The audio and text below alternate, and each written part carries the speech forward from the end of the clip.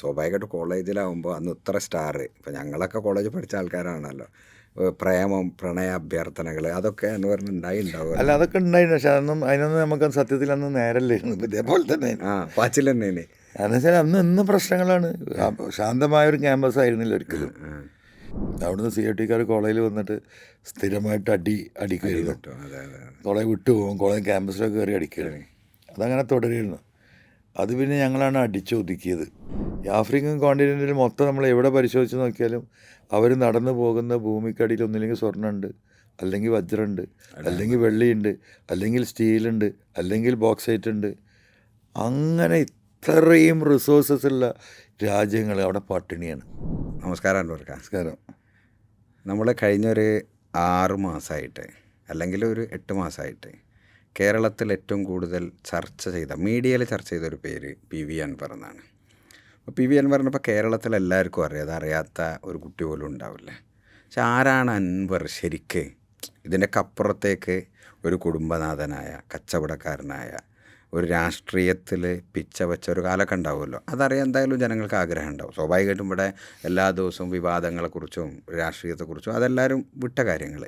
ഇപ്പോൾ എനിക്ക് ചോദിക്കാനുള്ള ചോദ്യം എന്ന് വെച്ചാൽ, ശരിക്കും ആരാണ് അൻവർ? അൻവറിനെ ഡിഫൈൻ ചെയ്യാൻ ഞാൻ ആവശ്യപ്പെട്ടാൽ എന്താണ് അൻവറിന് കൊടുക്കണ ഡെഫിനിഷൻ? നിങ്ങളാരാണ്? നല്ല ചോദ്യം. അൻവറിനെ ഡിഫൈൻ ചെയ്യാന്ന് പറഞ്ഞാൽ അതിപ്പോൾ എങ്ങനെ ഡിഫൈൻ ചെയ്യാം? ഇന്നത്തെ നമ്മുടെ സമൂഹത്തിൻ്റെ ഏറ്റവും വലിയൊരു വിഷയം എന്ന് പറയുന്നത് ആളുകൾക്ക് പ്രതികരണശേഷി ഇല്ലാതായി എന്നുള്ളതാണ്. അതിന് ഒരുപാട് കാരണങ്ങളുണ്ട്. ഒരു ജനാധിപത്യ സംവിധാനത്തിൽ ജനങ്ങൾ പ്രതികരിച്ചില്ലെങ്കിൽ ഭരണാധികാരികൾക്ക് വളരെ സുഖമാണ്, ഉദ്യോഗസ്ഥന്മാർക്ക് സുഖമാണ്. സത്യത്തിൽ നിന്ന് ഇന്ത്യയിൽ നടന്നുകൊണ്ടിരിക്കുന്ന അതാണ്.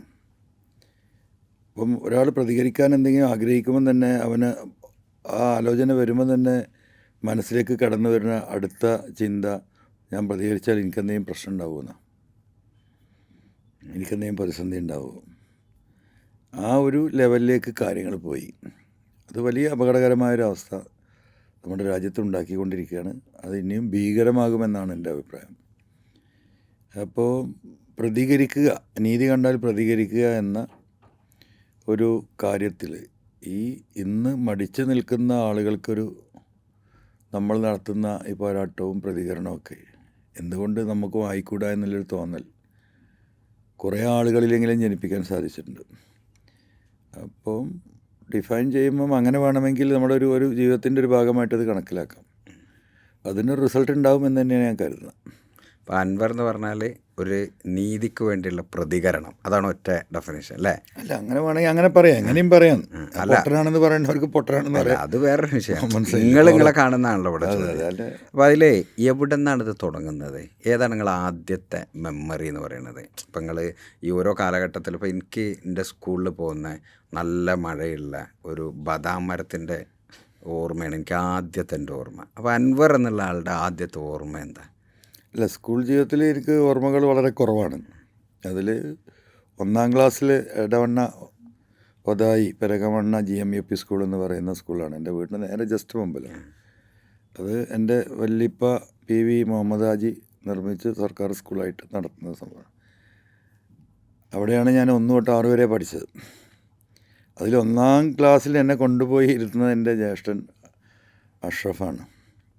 അപ്പോൾ അന്ന് സ്കൂളിൽ സിംഗിൾ ബെഞ്ചും ഉണ്ട്, ഡബിൾ ബെഞ്ചും ഉണ്ട്. എന്ന് പറഞ്ഞാൽ ഇപ്പോൾ സാധാരണ നമ്മളൊരു ഡെസ്കിൻ്റെ വീതിയിൽ ഒരു 6 അടി നീളത്തിലുള്ള ബെഞ്ചുകളുണ്ട്, 12 അടി നീളത്തിലുള്ള ചില ബെഞ്ചുകളുണ്ട്. ഭയങ്കര വെയിറ്റാണ്. ആ ബെഞ്ച് ഇപ്പോഴും എൻ്റെ മെമ്മറിയിലുണ്ട്. ഒരു പക്ഷേ ആ സ്കൂളിൽ ഇപ്പോഴും ആ ബെഞ്ച് ഉണ്ടാവും. മറ്റതൊക്കെ പൊളിഞ്ഞു പോയിട്ടുണ്ടെങ്കിലും ഇത് പൊളിഞ്ഞു, അത്രയും സ്ട്രോങ് ആയിരുന്നു. അവിടെ 1ാം ക്ലാസ്സിൽ എന്നെ കൊണ്ടുപോയി ജ്യേഷ്ഠൻ അവിടെ അഷ്റഫ് ഖാൻ അവിടെ ഇരുത്തുന്ന ഒരു ഓർമ്മയാണ് അതിലുള്ളത്.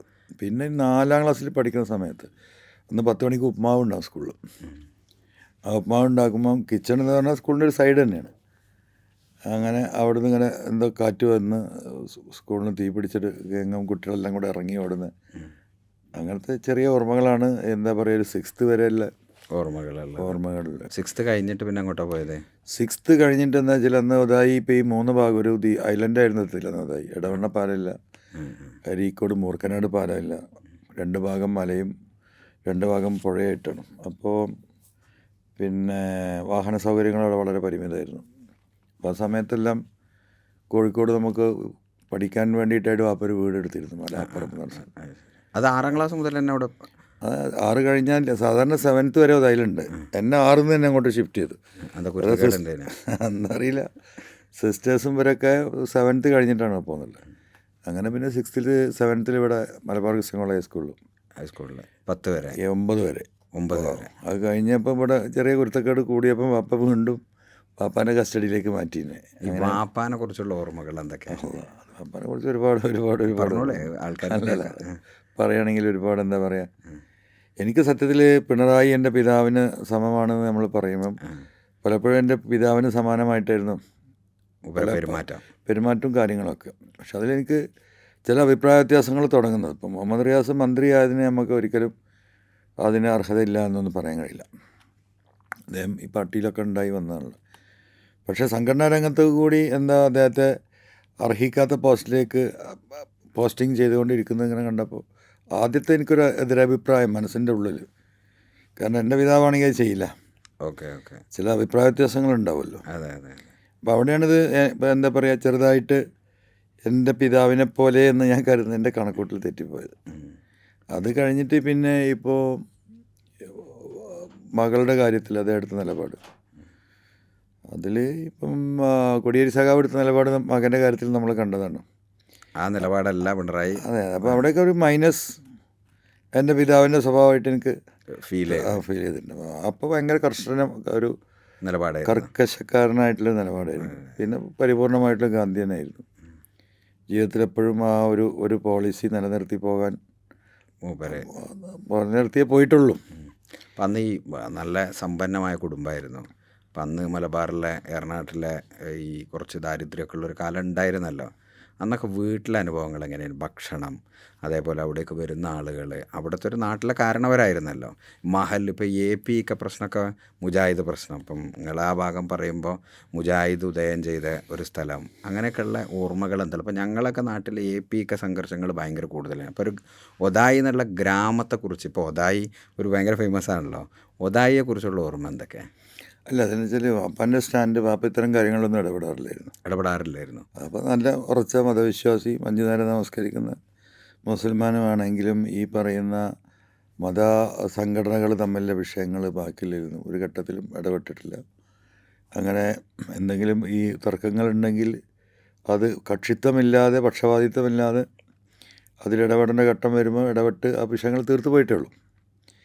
പിന്നെ ഇപ്പോൾ ദാരിദ്ര്യം എന്ന് പറഞ്ഞാൽ 1975, 77, 78 വരെ നാട്ടിലൊക്കെ നമ്മളെല്ലാ ഗ്രാമങ്ങളിലും ദാരിദ്ര്യം, ഭക്ഷണത്തിന് ബുദ്ധിമുട്ടുള്ള ഒരു കാലമാണ്. പിന്നെ ഗൾഫ് 80s ശേഷമാണ് നമ്മൾ മെല്ലെ നിവർന്നത്. അപ്പോൾ സ്വാഭാവികമായിട്ടും അന്ന് എന്താ പറയുക, ആളുകൾക്ക് ഭക്ഷണം തന്നെ പ്രശ്നമാണല്ലോ. അപ്പോൾ അത് നമ്മളെ കൊണ്ട് കഴിയുന്ന രീതിയിൽ ആ കാലഘട്ടത്തിലൊക്കെ ഇപ്പോൾ വാപ്പയായാലും ഉമ്മയായാലും വല്യമ്മയായാലും ഒക്കെ തന്നെ ആരും പട്ടിണി കിടക്കരുത് എന്നല്ലൊരു നിലപാടെടുത്തിരുന്നു. അപ്പം അന്ന് നെല്ലാണ് പ്രധാന സംഗതി. അപ്പം നെല്ല് എന്താ പറയുക, നെല്ല് വരുന്ന സമയത്ത് തന്നെ അതിൻ്റെ സക്കാത്തിൻ്റെ അംശം എന്തായാലും പോകും. അത് കഴിഞ്ഞിട്ടും സ്വാഭാവികമായിട്ടും അരിയാക്കി നെല്ലായും ഭക്ഷണമായിട്ടൊക്കെ പരമാവധി ആളുകൾക്ക് കൊടുക്കാറുണ്ടായിരുന്നു. അതിനൊക്കെ ഒരു ബലത്തിൽ നമ്മളൊക്കെ എപ്പോഴും നടക്കുന്നത്. അന്നത്തെ കുറേ ആളുകളുടെ പ്രാർത്ഥനയൊക്കെ ഒന്നും ഇങ്ങനെ ഭൂമിയിൽ നിൽക്കുമല്ലോ, അതാണ് വസ്തുത. ഉമ്മയെക്കുറിച്ചുള്ള ഓർമ്മകളോ? ഉമ്മയും ഇതേപോലെ തന്നെ. ഉമ്മ എന്താ പറയുക, അപ്പോൾ ഒരു ഫുൾ ടൈം പൊളിറ്റീഷ്യനായിരുന്നല്ലോ. ഒരു പറമ്പ് വെക്കുക, എന്നിട്ടൊന്നിങ്ങനെ കേരളം ചുറ്റും, അന്നൊന്ന് ഡൽഹി പോവും, അത് കഴിയുമ്പോൾ അടുത്ത പറമ്പ് വെക്കും. അങ്ങനെ അന്ന് പറമ്പ് വെക്കലാണ് കാര്യമായിട്ട്. അങ്ങനെ വിറ്റ് തീർന്നാണ്. ഉമ്മ പറയുന്നത്, ഉമ്മ കല്യാണം കഴിഞ്ഞ് വരുമ്പോൾ അന്ന് 700 പവനുണ്ടെന്നാണ്. 700 പവൻ അന്നത്തെ കാലത്ത്? അതെ. ഉമ്മാൻ്റെ വീട് എവിടെ? ഉമ്മ ചെറുവാടി, മറ്റേ നമ്മളെ കോഴിക്കോട് ജില്ലയിൽ കൊളക്കാടൻ. കൊളക്കാടനാണ്. അതെ. ഉമ്മ കല്യാണം കഴിയുമ്പോൾ ഉമ്മാക്ക് 9 വയസ്സാണ്. ശരി. അപ്പോൾ വീട്ടിൽ കൂട്ടിക്കൊണ്ടുവരുന്നത് 13 വയസ്സിലാണ്. 14.5 വയസ്സിൽ ഉമ്മ പ്രസവിച്ചിട്ടുണ്ട്. അങ്ങനെ 14 പ്രസവം. ഞാൻ 11ാമത്തതാണ്. എൻ്റെ താഴെയൊരു കുട്ടി മരിച്ചു, 2 പേര് ജീവിച്ചിരിപ്പുണ്ട്. അപ്പോൾ 9 വയസ്സിൽ നിക്കാഹ് കഴിഞ്ഞിട്ട് ഒരു പ്രാവശ്യം ഇങ്ങനെ വാപ്പ വരുമ്പം ഉമ്മാക്ക് അറിയില്ല. അപ്പോൾ എല്ലാവരും ഇങ്ങനെ ചോദായി പുതിയാപ്പിള വരുന്നുണ്ട് പറഞ്ഞാൽ അവിടെ ആ മുറ്റത്ത് കുട്ടികൾ ഇങ്ങനെ കൈയ്യോട്ട് ഉമ്മ ആ കൂട്ടത്തിലുണ്ട് ആ കൈയോട്ടാണ് ഉമ്മക്കത് തിരിയണില്ല. ആരാണ് പിന്നെ 13 വയസ്സ് കഴിഞ്ഞിട്ടാണ് ഇതൊക്കെ ഉമ്മാർ പറഞ്ഞു തരുന്ന കഥകളാണ്. പിന്നെ പ്രസവം ഉമ്മ പറയാ ഒരാളെ പ്രസവിച്ച് 1.5 വയസ്സ് ഡിഫറൻസിൽ ഞങ്ങൾ 3-4 ആളുകളുണ്ട്. ഞാൻ എൻ്റെ നേരെ മൂത്താൾ അജ്മലും തമ്മിൽ 11 അല്ലെങ്കിൽ 12 മാസത്തെ വ്യത്യാസം. അപ്പോൾ ഒരു സീസണിൽ തന്നെ 3-4 തൊട്ടിലുണ്ടാവുന്നുണ്ട് കുട്ടികൾ. നിങ്ങൾക്ക് 1 വയസ്സുള്ള വീണ്ടും ഗർഭിണി ആയിക്കണമെന്നും അറിയില്ല, കുട്ടികൾ വയറുന്ന് ഇളകാൻ തുടങ്ങുമ്പോഴാണ്. അത് കാലല്ലേ. പക്ഷെ അന്നൊന്നും ഇപ്പോൾ ഈ പറഞ്ഞ മിഡ് വൈഫും ഡോക്ടറും ആശുപത്രിയും ഒക്കെ വീട്ടിൽ തന്നെ ഒരു ഡെലിവറി റൂം ഉണ്ടായിരുന്നു. ഇപ്പോൾ അടുത്ത കാലത്ത് ഞാനിപ്പോൾ ഒരു 10 വർഷം മുമ്പാണ് സത്യത്തിൽ അത് ഒഴിവാക്കിയത്. കാരണം വെച്ചിട്ടുണ്ടെങ്കിൽ സിസ്റ്റേഴ്സ് ഉമ്മയും ആദ്യം എനിക്ക് 10 സിസ്റ്റേഴ്സാണ്. അപ്പോൾ ആദ്യത്തെ മൂത്ത സിസ്റ്റേഴ്സ് ഉമ്മയൊക്കെ ഒരു 3-4 സിസ്റ്റേഴ്സ് ഉമ്മയൊക്കെ ഒരുമിച്ച് പ്രസവിച്ച് കുട്ടിക്കാലത്ത് ഓർമ്മ. അതെ, അങ്ങനെ ഓരോ റൂമിലും തൊട്ടിൽ തോന്നുന്നത് അതിൻ്റെ കുറേ ഭക്ഷണങ്ങളൊക്കെ ഉണ്ടാവില്ലേ. അതെ, അതൊക്കെ അതിൽ അന്നത്തെ എന്താ പറയുക, അവർക്കൊരു പ്രത്യേക തൂമിച്ചോറുണ്ട്. അതൊക്കെ ഭയങ്കര രസമാണ്. അപ്പോൾ നമ്മൾ സ്കൂളിൽ വരുമ്പോൾ അതൊക്കെ എന്താ പറയുക, അതൊരു രസമാണല്ലോ. അങ്ങനെ വീട്ടിലെ കുറേ ഓർമ്മകൾ അങ്ങനെ നടന്നു പോവാണ്. ഉമ്മയെക്കുറിച്ചുള്ള ഏറ്റവും ഒരു ഹൃദയത്തെ ഇതാക്കുന്നൊരു അങ്ങനെ ഒരുപാട് ഇൻസിഡൻസ് ഉണ്ട്. ഭയങ്കര എന്താ പറയുക, കാരുണ്യം എന്ന് പറയുന്നുണ്ടല്ലോ, അതിൻ്റെ ഒരു പേരായിരുന്നു. അതെ. അതിപ്പോൾ അങ്ങനെ ഇപ്പോൾ ഈ 700 പവന് വീട്ടിൽ ഒരു എന്താ പറയുക സ്വർണ്ണപ്പണിക്കാരൻ, നമ്മൾ തട്ടാൻ എന്ന് പറയും, ഒരു തട്ടാൻ സ്ഥിരമായിട്ട് വീട്ടിലുണ്ടായിരുന്നു. എനിക്ക് തോന്നുന്നൊരു 8ാം ക്ലാസ് 9ാം ക്ലാസ് വരെ പഠിക്കണ ആ ഒരു പീരീഡ്, 10 വരെ ഉണ്ടോ എനിക്ക് ഡൗട്ടാണ്.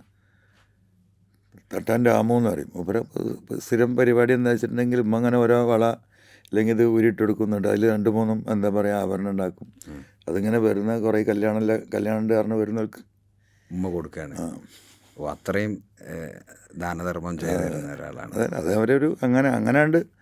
ഉമ്മാൻ്റെ മക്കളെ കെട്ടിക്കാൻ വേണ്ടിയിട്ട് അധികം സ്വർണം എടുത്തിട്ടില്ല എന്ന് പറയുന്നത്. ഇതുപോലെ ആളുകൾക്ക് കൊടുക്കാൻ വേണ്ടി അവരെ ഈ ഉമ്മാൻ്റെ ഒക്കെ ആ കാലത്ത് ഉമ്മാൻ്റെ സുഹൃത്തുക്കളൊക്കെ ഇപ്പം ആരും അന്ന് സഹായം കിട്ടിയാലൊക്കെ ഇഷ്ടമാണ്. അതൊക്കെ ഉണ്ട്. അതിൻ്റെ 2nd ജനറേഷൻ 3rd ജനറേഷനൊക്കെ ഉണ്ട്. 3rd ജനറേഷൻ ഒന്നും ഓർമ്മ ഉണ്ടാവില്ല. മീൻസ് ഓർമ്മ ഉണ്ടെങ്കിലൊന്നും ഓർമ്മകൾ ആരും ഇഷ്ടപ്പെടുന്നില്ല.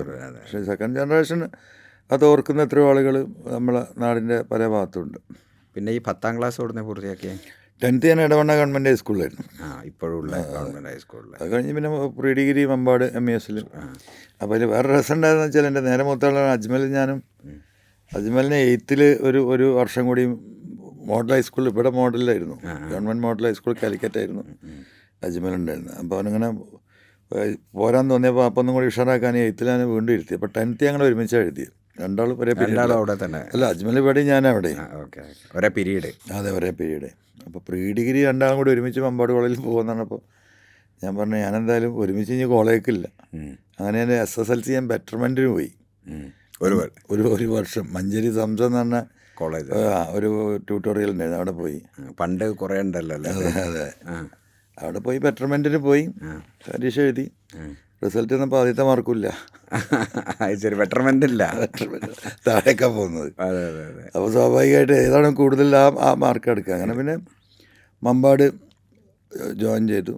ഈ ബെറ്റർമെന്റ് ഏട്ടനെ ഒഴിവാക്കാൻ വേണ്ടി ചെയ്തതാ. ഒരുമിച്ച് ആവണ്ടെന്നില്ല എനിക്ക്.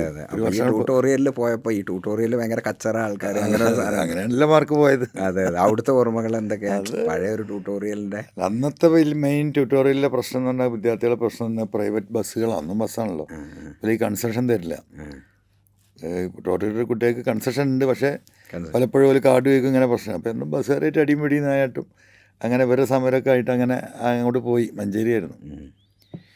പിന്നെ ഇപ്പോൾ 2nd പീരീഡിക്ക് ഞാൻ കോളേജ് യൂണിയൻ ജനറൽ സെക്രട്ടറി ഒറ്റക്ക് മത്സരിച്ചു. PDCക്ക് പോകുന്നത് ഇവിടെ MES മമ്പാട്.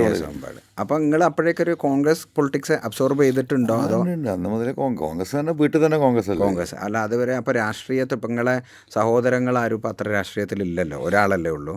അതെ, വലിയ സജീവമായിട്ട് അന്ന് എന്താ വെച്ചിട്ടുണ്ടെങ്കിൽ അതിപ്പോൾ ഓരോ തലമുറക്ക് തീർച്ചയായിട്ടും. അപ്പം അൻവർക്കൊക്കെ ഇവിടെ നിന്നാണ് ഈ രാഷ്ട്രീയം സ്പാർക്ക് കയറുന്നത്? അങ്ങനെ ഉണ്ടാവുമല്ലോ. ഇപ്പം ഞാനിതിലേക്ക് പോകണം. സാധാരണ ഇപ്പോൾ നമ്മളെ നേതാക്കളെ പല മക്കളും ഏതായാലും ഇയാളിങ്ങനെ ആയി. ഇപ്പം നിങ്ങൾ പറഞ്ഞല്ലോ, വാപ്പ കുറേ ഭൂമി വിറ്റ് ആണ് രാഷ്ട്രീയ പ്രവർത്തനം നടത്തിയിരുന്നത്. അപ്പോൾ അങ്ങനെ ഒരു ചിന്തക്ക് പകരം എങ്ങനെയാണ് രാഷ്ട്രീയത്തിലേക്ക് വരണം എന്ന് തോന്നലുണ്ടായിരുന്നു? അത് ഓട്ടോമാറ്റിക് പ്രോസസ്സാണ്. അതെ, അതൊരു ജീനിയോളജിക്കൽ. വീട്ടിൽ നേരമ്പളത്ത് വന്നവരോട് തന്നെയല്ലേ ചർച്ച. വരുന്ന ആളുകൾ പോകുന്ന ആളുകൾ എല്ലാത്തിലും പൊളിറ്റിക്സ് ആണല്ലോ. അങ്ങനെ ഒരു നാച്ചുറൽ പ്രോസസ്സിൻ്റെ ഭാഗമായിട്ടാണ്. നമ്മൾ പൊളിറ്റിക്സ് ഇല്ലാത്തൊരു ദിവസം പോലും എന്താ പറയുക ഒരു കാണുന്നില്ല. 7ാം ക്ലാസ്സൊക്കെ കഴിഞ്ഞ ശേഷം നമ്മൾ ചിന്തിച്ചിട്ടുണ്ടാവില്ല. അപ്പം ഇവിടെ ക്രിസ്ത്യൻ ഹൈസ്കൂളിൽ പഠിക്കുമ്പോൾ തന്നെ ഞാൻ KSUവിൽ സജീവാണ്. അന്ന് PT ജോസഫ് മരിച്ചുപോയി. PT ആണ് അന്നത്തെ KSUവിൻ്റെ കോഴിക്കോട് ജില്ലാ പ്രസിഡൻറ്റോ സംസ്ഥാന സെക്രട്ടറി എനിക്ക് ഓർമ്മയില്ല. അപ്പോൾ അത് അന്ന് കോഴിക്കോടത്തെ KSUവിൻ്റെ ജില്ലാ കമ്മിറ്റിയിലുണ്ട് ഞാൻ. 9th പഠിക്കുമ്പോൾ KSUവിൻ്റെ ഓക്കെ ഓക്കെ. അപ്പോൾ അത് കഴിഞ്ഞ് PDCക്ക് PDക്ക് വന്നു. അപ്പോഴേക്ക് എന്താ പറയുക, അവിടെ ഇലക്ഷൻ വന്നു. അപ്പോൾ വാപ്പ മറ്റേ സംഘടനാ കോൺഗ്രസിൻ്റെ സ്പ്ലിറ്റ് വന്നപ്പം അങ്ങനെ ആൻറ്റി ഇന്ദിരാഗാന്ധി നിലപാടിലായിരുന്നു. അതെ സോഷ്യൽ നിലപാടിലായിരുന്നു. അതിൻ്റെ ഭാഗമായിട്ട് എന്താ പറയുക, കോൺഗ്രസ്സിൽ വീണ്ടും സ്പ്ലിറ്റ് വന്നു. ശരത് പവാർ കോൺഗ്രസ് എസ് എന്ന് പറഞ്ഞൊരു കോൺഗ്രസ് പിന്നീട് NCP ആയി. അപ്പോൾ അതിൻ്റെ ഭാഗമായി ഞാൻ KSUവിൻ്റെ സംസ്ഥാന സെക്രട്ടറി ആയി. പ്രീഡിഗ്രിക്ക് പഠിക്കുമ്പോൾ. അവരുടെ KSU അതോ മെയിൻ KSU അല്ല, NCPയുടെ. Okay okay. അങ്ങനെ കോളേജ് യൂണിയൻ ഇലക്ഷനിൽ അപ്പോൾ NCP അന്ന് കോൺഗ്രസ് എസ് CPMൻ്റെ LDFിൻ്റെ കൂടെയാണ്. അങ്ങനെ 84 മിനിസ്ട്രിയിൽ ചാക്കോ വ്യവസായ മന്ത്രിയൊക്കെ ആവുന്നത് അങ്ങനെയാണ്. പക്ഷേ കോളേജിൽ എന്ത് ചെയ്തു, അന്നത്തെ SFI ലീഡേഴ്സ് ഇപ്പോൾ സുൽഫി എന്നൊക്കെ പറയും, എൻ്റെ ബന്ധു കൂടെ, പ്രീ ഡിഗ്രിക്കാർക്ക് ജനറൽ സീറ്റ് തരാൻ പറ്റില്ല, പ്രീ ഡിഗ്രി റെപ്രസെൻറ്റേറ്റീവ് വേണമെങ്കിൽ എനിക്ക് തരാം, അതിന് വേണമെങ്കിൽ മത്സരം. ഞാനില്ല എന്ന് പറഞ്ഞാൽ ഞാൻ ഒറ്റക്ക് മത്സരിച്ചു. ഈ ഒറ്റക്ക് മത്സരിക്കുന്ന പരിപാടി അന്നേ തുടങ്ങിയില്ലേ? പ്രീ ഡിഗ്രിക്ക് തുടങ്ങിയത്. അപ്പോൾ അതിൽ വലിയ തമാശ എന്താ വെച്ചാൽ, അന്ന് KSU എന്നിട്ട് ഒരു KSU MSF അലയൻസ് ആയി. KSU SFI MSF alliance, KSU വേറെ. അപ്പോൾ SFI MSF അലയൻസിൽ ജനറൽ സെക്രട്ടറിയായി മത്സരിക്കുന്നത് സീരിയാജിൻ്റെ ബഷീറിൻ്റെ MLAയുടെ അനിയൻ ഷംസുമാണ്. ഷംസു ഒന്ന് PG ആണോ എനിക്ക് ഡിഗ്രി ആണോ എനിക്ക് ഓർമ്മയില്ല. പിന്നെ KSUവിൻ്റെ ആരോ ഒരു കരുത്തനായ സ്ഥാനാർത്ഥി ഉണ്ട്. അപ്പോൾ ഞാൻ ഇത്ര പോകുന്നൊരു മീശം കൂടി മുളക്കാത്ത പയ്യനാണ്. അങ്ങനെ പ്രീ ഡിഗ്രിക്ക് മത്സരിച്ച് ഞാൻ ജയിച്ചു. എന്താണ് അന്ന് ജയിക്കാനുള്ള ഒരു ഫാക്ടറായിട്ട് മനസ്സിലാക്കിയത്? ഇപ്പോഴും ഏറ്റവും കൂടുതൽ വോട്ട് പ്രീ ഡിഗ്രിക്കാരുടെ കയ്യിലാണല്ലോ. അതൊരു ഘടകമാണ്, അതൊരു വലിയ ഘടകമാണ്. അപ്പോൾ ഞാൻ ആ ഒരു കാര്യമാണ് ഡിസ്കസ് ചെയ്ത്. അപ്പോൾ അന്ന് പ്രീ ഡിഗ്രിക്കാരെ പൂച്ച PDC ആണ് ഡിഗ്രിക്കാരിങ്ങനെ കളിയാക്കുന്ന. അത് പൊതുവിൽ പ്രീ ഡിഗ്രിക്കാർ അങ്ങനെയാണ് പറയുക. നമ്മളെ ഇപ്പോൾ ഈ റാഗിങ് പോലെ ഒരു മാനസികം, നീയൊക്കെ പൂച്ച PDC മാറിക്കടാന്ന് പറയുന്നത് ആ ഒരു സ്റ്റൈൽ ഓഫ് കാലഘട്ടമാണ്. പക്ഷെ റിസൾട്ട് തമ്മിൽ ഞാൻ ജയിച്ചു. അത് MES കോളേജിൻ്റെ ചരിത്രത്തിൽ ഇലക്ഷൻ എഞ്ചിനീയറിംഗ് അന്ന് തന്നെ അറിയാം അല്ലേ? എന്നിട്ട് എത്ര വോട്ടിന് അയച്ചേ? അങ്ങനെ വോട്ടൊന്നും എനിക്ക് ഓർമ്മയില്ല. എന്തായാലും മോശമില്ലാത്ത നല്ല വോട്ടിന് ജയിച്ചു. എന്നിട്ട് എന്താ പിന്നെ അവിടെ സംഭവിച്ചത്? കോളേജ് ജനറൽ സെക്രട്ടറി ആയി. ആ പീരീഡിലാണ് തന്നെ. SFIൻ്റെ കൂടെയാണോ അതോ ഒറ്റക്ക് സിംഗിൾ? ഈ സിംഗിൾ നിർത്താൻ അപ്പോൾ പുതിയ സാധനമല്ല. അങ്ങനെ നമ്മളെന്താണെന്ന് വെച്ചാൽ കോളേജിൽ ഞാൻ കാര്യമായിട്ട് ചെയ്തൊരു സംഗതി, നമ്മൾ ഒരു കോളേജിന് ഒരു ഓർക്കസ്ട്ര ട്രൂപ്പ് ഉണ്ടാക്കി. കാരണം അന്ന് ഓർക്കസ്ട്രയൊക്കെ പുറത്തുനിന്ന് വരും, അങ്ങനത്തെ ഒരു കാലമാണ്. അപ്പോൾ കുറേ പൈസയൊക്കെ കളക്ട് ചെയ്ത് കുട്ടികളുടെ അടുത്തുനിന്നും പുറത്തുനിന്നൊക്കെ കളക്ട് ചെയ്തിട്ട് നല്ല ട്രൂപ്പ് ഉണ്ടാക്കി. അതുപോലെ തന്നെ സ്പോർട്സിൽ എന്തൊക്കെയാണ് ചെയ്തിരുന്നത്. അത് കഴിഞ്ഞ് പിന്നെ ഡിഗ്രിക്ക് വീണ്ടും അവിടെ ചേർന്നു. ഫൈനൽ ഡിഗ്രി ആയപ്പോഴേക്കും കോളേജ് യൂണിയൻ ചെയർമാനായിട്ട് മത്സരിച്ചു. അപ്പോഴേക്കും എന്താ വെച്ചാൽ കോൺഗ്രസ് ഐയിൽ ഒറിജിനൽ കോൺഗ്രസ് ആയിരുന്നു. പിന്നെ ഡിഗ്രി എവിടെയാണ് ചെയ്തത്? ഡിഗ്രി അവിടെ തന്നെ, അമ്പാടി തന്നെ. ഏതായിരുന്നു സബ്ജക്റ്റ്? BA economics. അങ്ങനെ പ്രീ ഡിഗ്രിക്ക് ഞാൻ ചെയ്തൊരു, അന്ന് കോളേജ് യൂണിയൻ ചെയർമാനായപ്പോൾ ചെയ്തൊരു കാര്യം ഇപ്പോഴും ആ കോളേജിന് മുന്നിൽ നിൽക്കുകയാണ്. അന്ന് കോളേജിന് ബസ് സ്റ്റോപ്പ് ഉണ്ടായിരുന്നില്ല, ബസ് വെയിറ്റിംഗ് ഷെഡ്. കുട്ടികൾ വെയിലത്തുനിന്ന് പോലെയാണ്. അപ്പം ഇപ്പോഴും നിങ്ങൾക്ക് പോയാൽ കാണാം വെയിറ്റിംഗ് ഷെഡ് ഞാൻ ഉണ്ടാക്കിയെന്ന്. അവിടെ വെയിറ്റിംഗ് ഷെഡ് ഇപ്പോഴും മാറിയിട്ടില്ല. ഇല്ല. 1.5 സെൻറ്റ് സ്ഥലം. എൻ്റെ ഒരു ബന്ധു കൂടിയാണ് അമ്പാട് അധികാരി. എൻ്റെ മക്കളടുത്ത് പോയി സംസാരിച്ച് ഒരു 1.5 സെൻറ്റ് സ്ഥലം അവിടെ തന്നു. കുട്ടികളുടെ അടുത്ത് നിന്ന് പിരിവെടുത്തിട്ട് ഇതുണ്ടാക്കി. അന്ന് കോൺക്രീറ്റ് ഇല്ലാത്ത കാലമാണ്, അപൂർവമാണല്ലോ കോൺക്രീറ്റ് ചെയ്ത ബസ് സ്റ്റോപ്പിലാണ് ഇപ്പോഴും കുട്ടികൾ നിൽക്കുന്നത്. നിങ്ങളുടെ ചരിത്രമാണെന്ന് പലർക്കും അറിയാം. ആർക്കറിയാം, നമുക്ക് അത് എഴുതിയേക്കാനൊന്നും പോയിട്ടില്ല. പിന്നെ കേരളത്തിൽ ആദ്യമായിട്ട് എൻ്റെ ഓർമ്മ ശരിയാണെങ്കിൽ ബ്ലഡ് ഡോണേഴ്സ് ഫോറം BDF ഉണ്ടാക്കിയ ഞാനാണ് ഈ ഇതിനകത്ത് കോളേജിനകത്ത് ക്യാമ്പസിൽ. അപ്പോൾ അന്ന് എനിക്കതിൻ്റെ സ്റ്റേറ്റ് അവാർഡൊക്കെ കിട്ടിയിരുന്നു. ബ്ലഡ് ഡോണേഴ്സ് ഫോറം എന്നൊരു കൺസെപ്റ്റ് സ്റ്റുഡൻസിൽ ഇംപ്ലിമെൻ്റ് ചെയ്ത് എൻ്റെ ഓർമ്മയിൽ ഫസ്റ്റ് ഇൻ അമ്പാട് കോളേജ് ആയിരിക്കും അത് നമ്മളന്ന് തുടങ്ങിയത്. അതിലേക്കൊരു എന്താണ് അന്ന് പറഞ്ഞാൽ രക്തം ദാനം ചെയ്യരുത് എന്നൊക്കെ പറയുന്നത്. അതെ, പേടിപ്പിക്കുന്ന കാലമാണ്.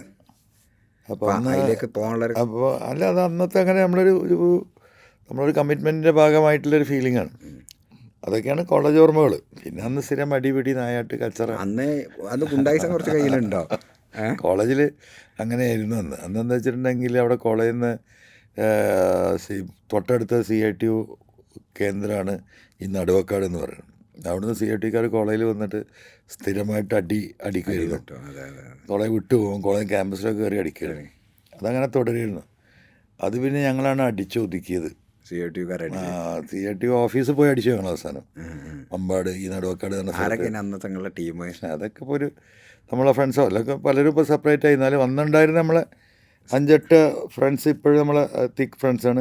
ഒരാൾ ഉമർ ഫാറൂഖ് എന്ന് പറയും, നമ്മളെ ഏറ്റവും ഇൻറ്റിമേറ്റ്. പിന്നെ 16 തെരഞ്ഞെടുപ്പിൻ്റെ റിസൾട്ട് വരുന്നതിൻ്റെ തലേ ദിവസം ഇലക്ഷന് ഫുള്ളായിട്ട് ഇവിടെ നിന്ന് ഒരു മാസത്തെ ഗ്യാപ്പ് ഉണ്ടായിരുന്നു റിസൾട്ട് വരാൻ വേണ്ടിയിട്ട്. അപ്പോൾ ഒന്ന് പോയിട്ട് വരാമെന്ന് പറഞ്ഞാൽ സൗദിയിൽ പോയി. ഈ റിസൾട്ടിൻ്റെ തലേന്ന് മരണപ്പെട്ടു. അപ്പോൾ അതാണ് സത്യത്തിൽ നമുക്ക് വല്ലാത്തൊരു ഷോക്കിങ്. ഇപ്പോഴും അതിനെക്കുറിച്ച് പറയുമ്പോൾ നമുക്കത് ഒന്നും പറയാൻ കഴിയില്ല, അത്രയും സങ്കടമാണ്. അതെ. അപ്പോൾ അതാണ് അതിലുണ്ടായ നഷ്ടം. കോളേജ് കഴിഞ്ഞാൽ പിന്നെ അങ്ങോട്ട് പോയി. അതിൻ്റെ ഇടയിൽ ഒരു ചോദ്യം എനിക്കുണ്ട്, ഞാൻ ചോദിക്കാം. സ്വാഭാവികമായിട്ട് കോളേജിലാവുമ്പോൾ അന്ന് ഇത്ര സ്റ്റാർ, ഇപ്പം ഞങ്ങളൊക്കെ കോളേജ് പഠിച്ച ആൾക്കാരാണല്ലോ, പ്രേമം, പ്രണയ അഭ്യർത്ഥനകൾ, അതൊക്കെ എന്ന് പറഞ്ഞ് ഉണ്ടാവും. അല്ല, അതൊക്കെ ഉണ്ടായിരുന്നു. പക്ഷെ അതിനൊന്നും നമുക്ക് സത്യത്തിൽ അന്ന് നേരല്ലായിരുന്നു. ഇതേപോലെ തന്നെ പാച്ചിൽ തന്നെയാണ്. കാരണം വെച്ചാൽ അന്ന് പ്രശ്നങ്ങളാണ്. ശാന്തമായൊരു ക്യാമ്പസ് ആയിരുന്നില്ല ഒരിക്കലും.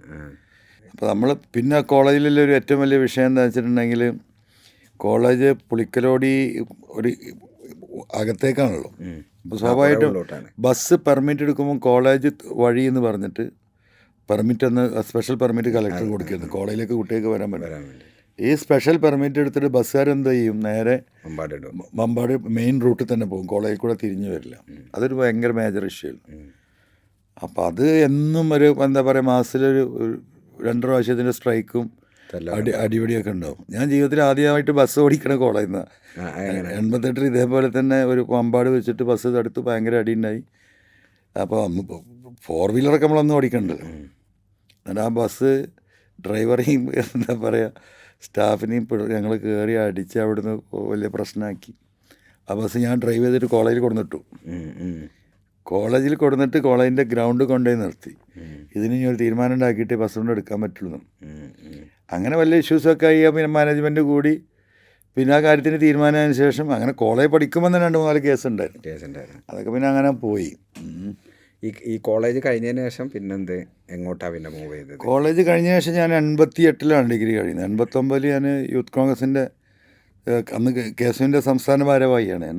കാരണം ഈ NCPയുടെ ലയനത്തിൻ്റെ ഭാഗമായിട്ട് സ്റ്റേറ്റ് ഭാരവാഹിയാണ്. 89 അന്ന് ഇപ്പോഴത്തെ ലീഡർഷിപ്പിൽ ആരൊക്കെ ഞങ്ങൾ കൂടെ ഉള്ളത്? ഞാൻ 89 യൂത്ത് കോൺഗ്രസിൻ്റെ ഭാരവാഹിയാകുമ്പോൾ രമേശ് ചെന്നിത്തല സ്റ്റേറ്റ് പ്രസിഡൻ്റാണ്. ഓ, അത് ശരി.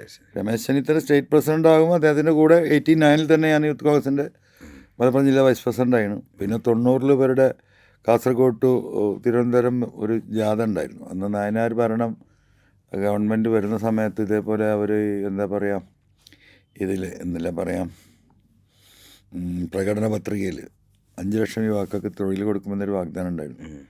അതൊന്നും അന്ന് ഗവൺമെൻറ് കംപ്ലീറ്റ് ചെയ്യാൻ കഴിഞ്ഞില്ല. അപ്പോൾ വാഗ്ദത്ത തൊഴിൽ എവിടെയെന്ന് ചോദിച്ചിട്ട് രമേശ് ചെന്നിത്തലയ്ക്ക് കാസർഗോഡ് ടു തിരുവനന്തപുരം യാത്ര ഉണ്ടായിരുന്നു. ആ യാത്രയിലൊക്കെ അന്ന് നമ്മൾ ഫുള്ള് നടന്നാ. അത് കഴിഞ്ഞ് പിന്നെ യൂത്ത് കോൺഗ്രസ് ആയി, അതങ്ങനെ പോയി. പിന്നെ അങ്ങനെ എന്താ പറയുക, ഒരു 5-8 വർഷം ഏറ്റവും യങ്ങസ്റ്റ് യൂത്ത് കോൺഗ്രസിൻ്റെ ജില്ലാ വൈസ് പ്രസിഡൻ്റ് ആയിരിക്കും. കാരണം 21 വയസ്സായിരിക്കും എനിക്ക് ഞാൻ യൂത്ത് കോൺഗ്രസിൻ്റെ ജില്ലാ വൈസ് പ്രസിഡൻ്റ് ആകുന്ന സമയത്ത്. പിന്നെന്താ നമ്മൾ പിന്നീട് കരുണാകര ഗ്രൂപ്പിനോടൊപ്പമായിരുന്നു. പിന്നെ അത് വലിയ സ്റ്റോറിയാണ്. പിന്നെ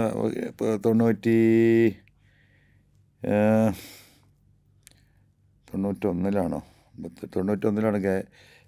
കേരളീതൻ പാർട്ടിക്ക് വരുന്നത്. അതിലൊക്കെ കുറേ സംഗതികൾ ഞങ്ങളെ ഗ്രൂപ്പ് പൊളിറ്റിക്സ് ഉണ്ട്. പിന്നെ ക്യാമ്പിൻ്റെ കൂടെ തന്നെ ആയിരുന്നു, ലീഡറുടെ കൂടെ ഉണ്ടായി. പിന്നെ ബന്ധല്ലേ, പിന്നെ ബന്ധങ്ങളിപ്പോൾ അത്രയും ചെറുപ്പത്തിലുള്ള ബന്ധങ്ങളല്ലേ. അത് കഴിഞ്ഞിട്ട് എപ്പോഴാണ് ബിസിനസ്സിലേക്ക് പോണത്? അല്ല, ബിസിനസ് അന്നുണ്ട്. ഈ ഡിഗ്രിക്ക് പഠിക്കുമ്പോൾ തന്നെ ഡിഗ്രിക്ക് പഠിക്കുമ്പോൾ ഞാൻ 6ാം ക്ലാസ് പഠിക്കുമ്പോൾ കച്ചവടം തുടങ്ങി. എന്താ കഥ കേൾക്കണമല്ലോ. അത് ഭയങ്കര വിറ്റാണ്.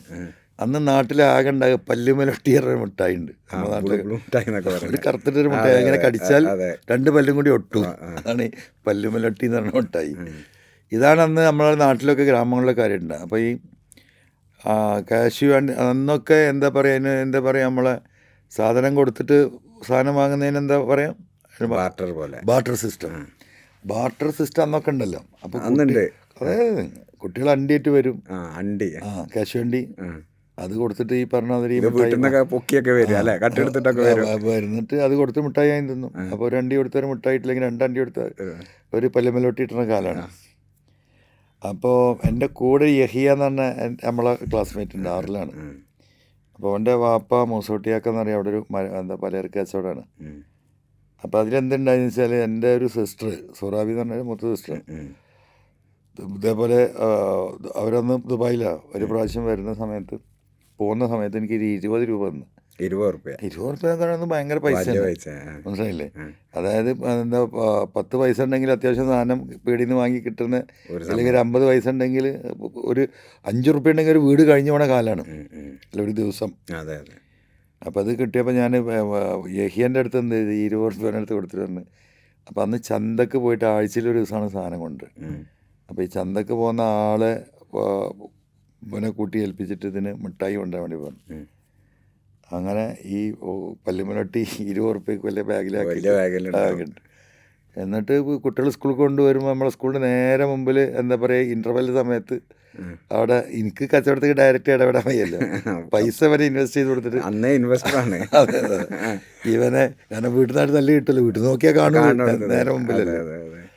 അങ്ങനെ ആദ്യത്തെ കച്ചവടം 20 റുപ്യാണ് സത്യത്തിൽ എൻ്റെ ബിസിനസ്സിൻ്റെ ബേസിക് ഇൻവെസ്റ്റ്മെൻറ്റ്. എന്നിട്ട് അതിൽ എന്ത് സംഭവിച്ചു? അതിന് അന്ന് ലാഭം കിട്ടിയിട്ടുണ്ടാവും, ഉറപ്പല്ലേ. അത് കഴിഞ്ഞ് എന്താ വെച്ചാൽ ഞാൻ ഈ കോഴിക്കോട് വരുന്ന സമയത്ത് എന്താ പറയുക, ബിസിനസ്സിൽ അധികം ഇൻവോൾവ് ചെയ്യാൻ നമുക്ക് ഇവിടെ സാഹചര്യമില്ല. പക്ഷെ അന്ന് ഞാൻ ബിസിനസ് ചെയ്തിരുന്നു. അന്ന് സന്തോഷം തന്നെ എൻ്റെ ഒരു ക്ലാസ്മേറ്റ് ഉണ്ട്.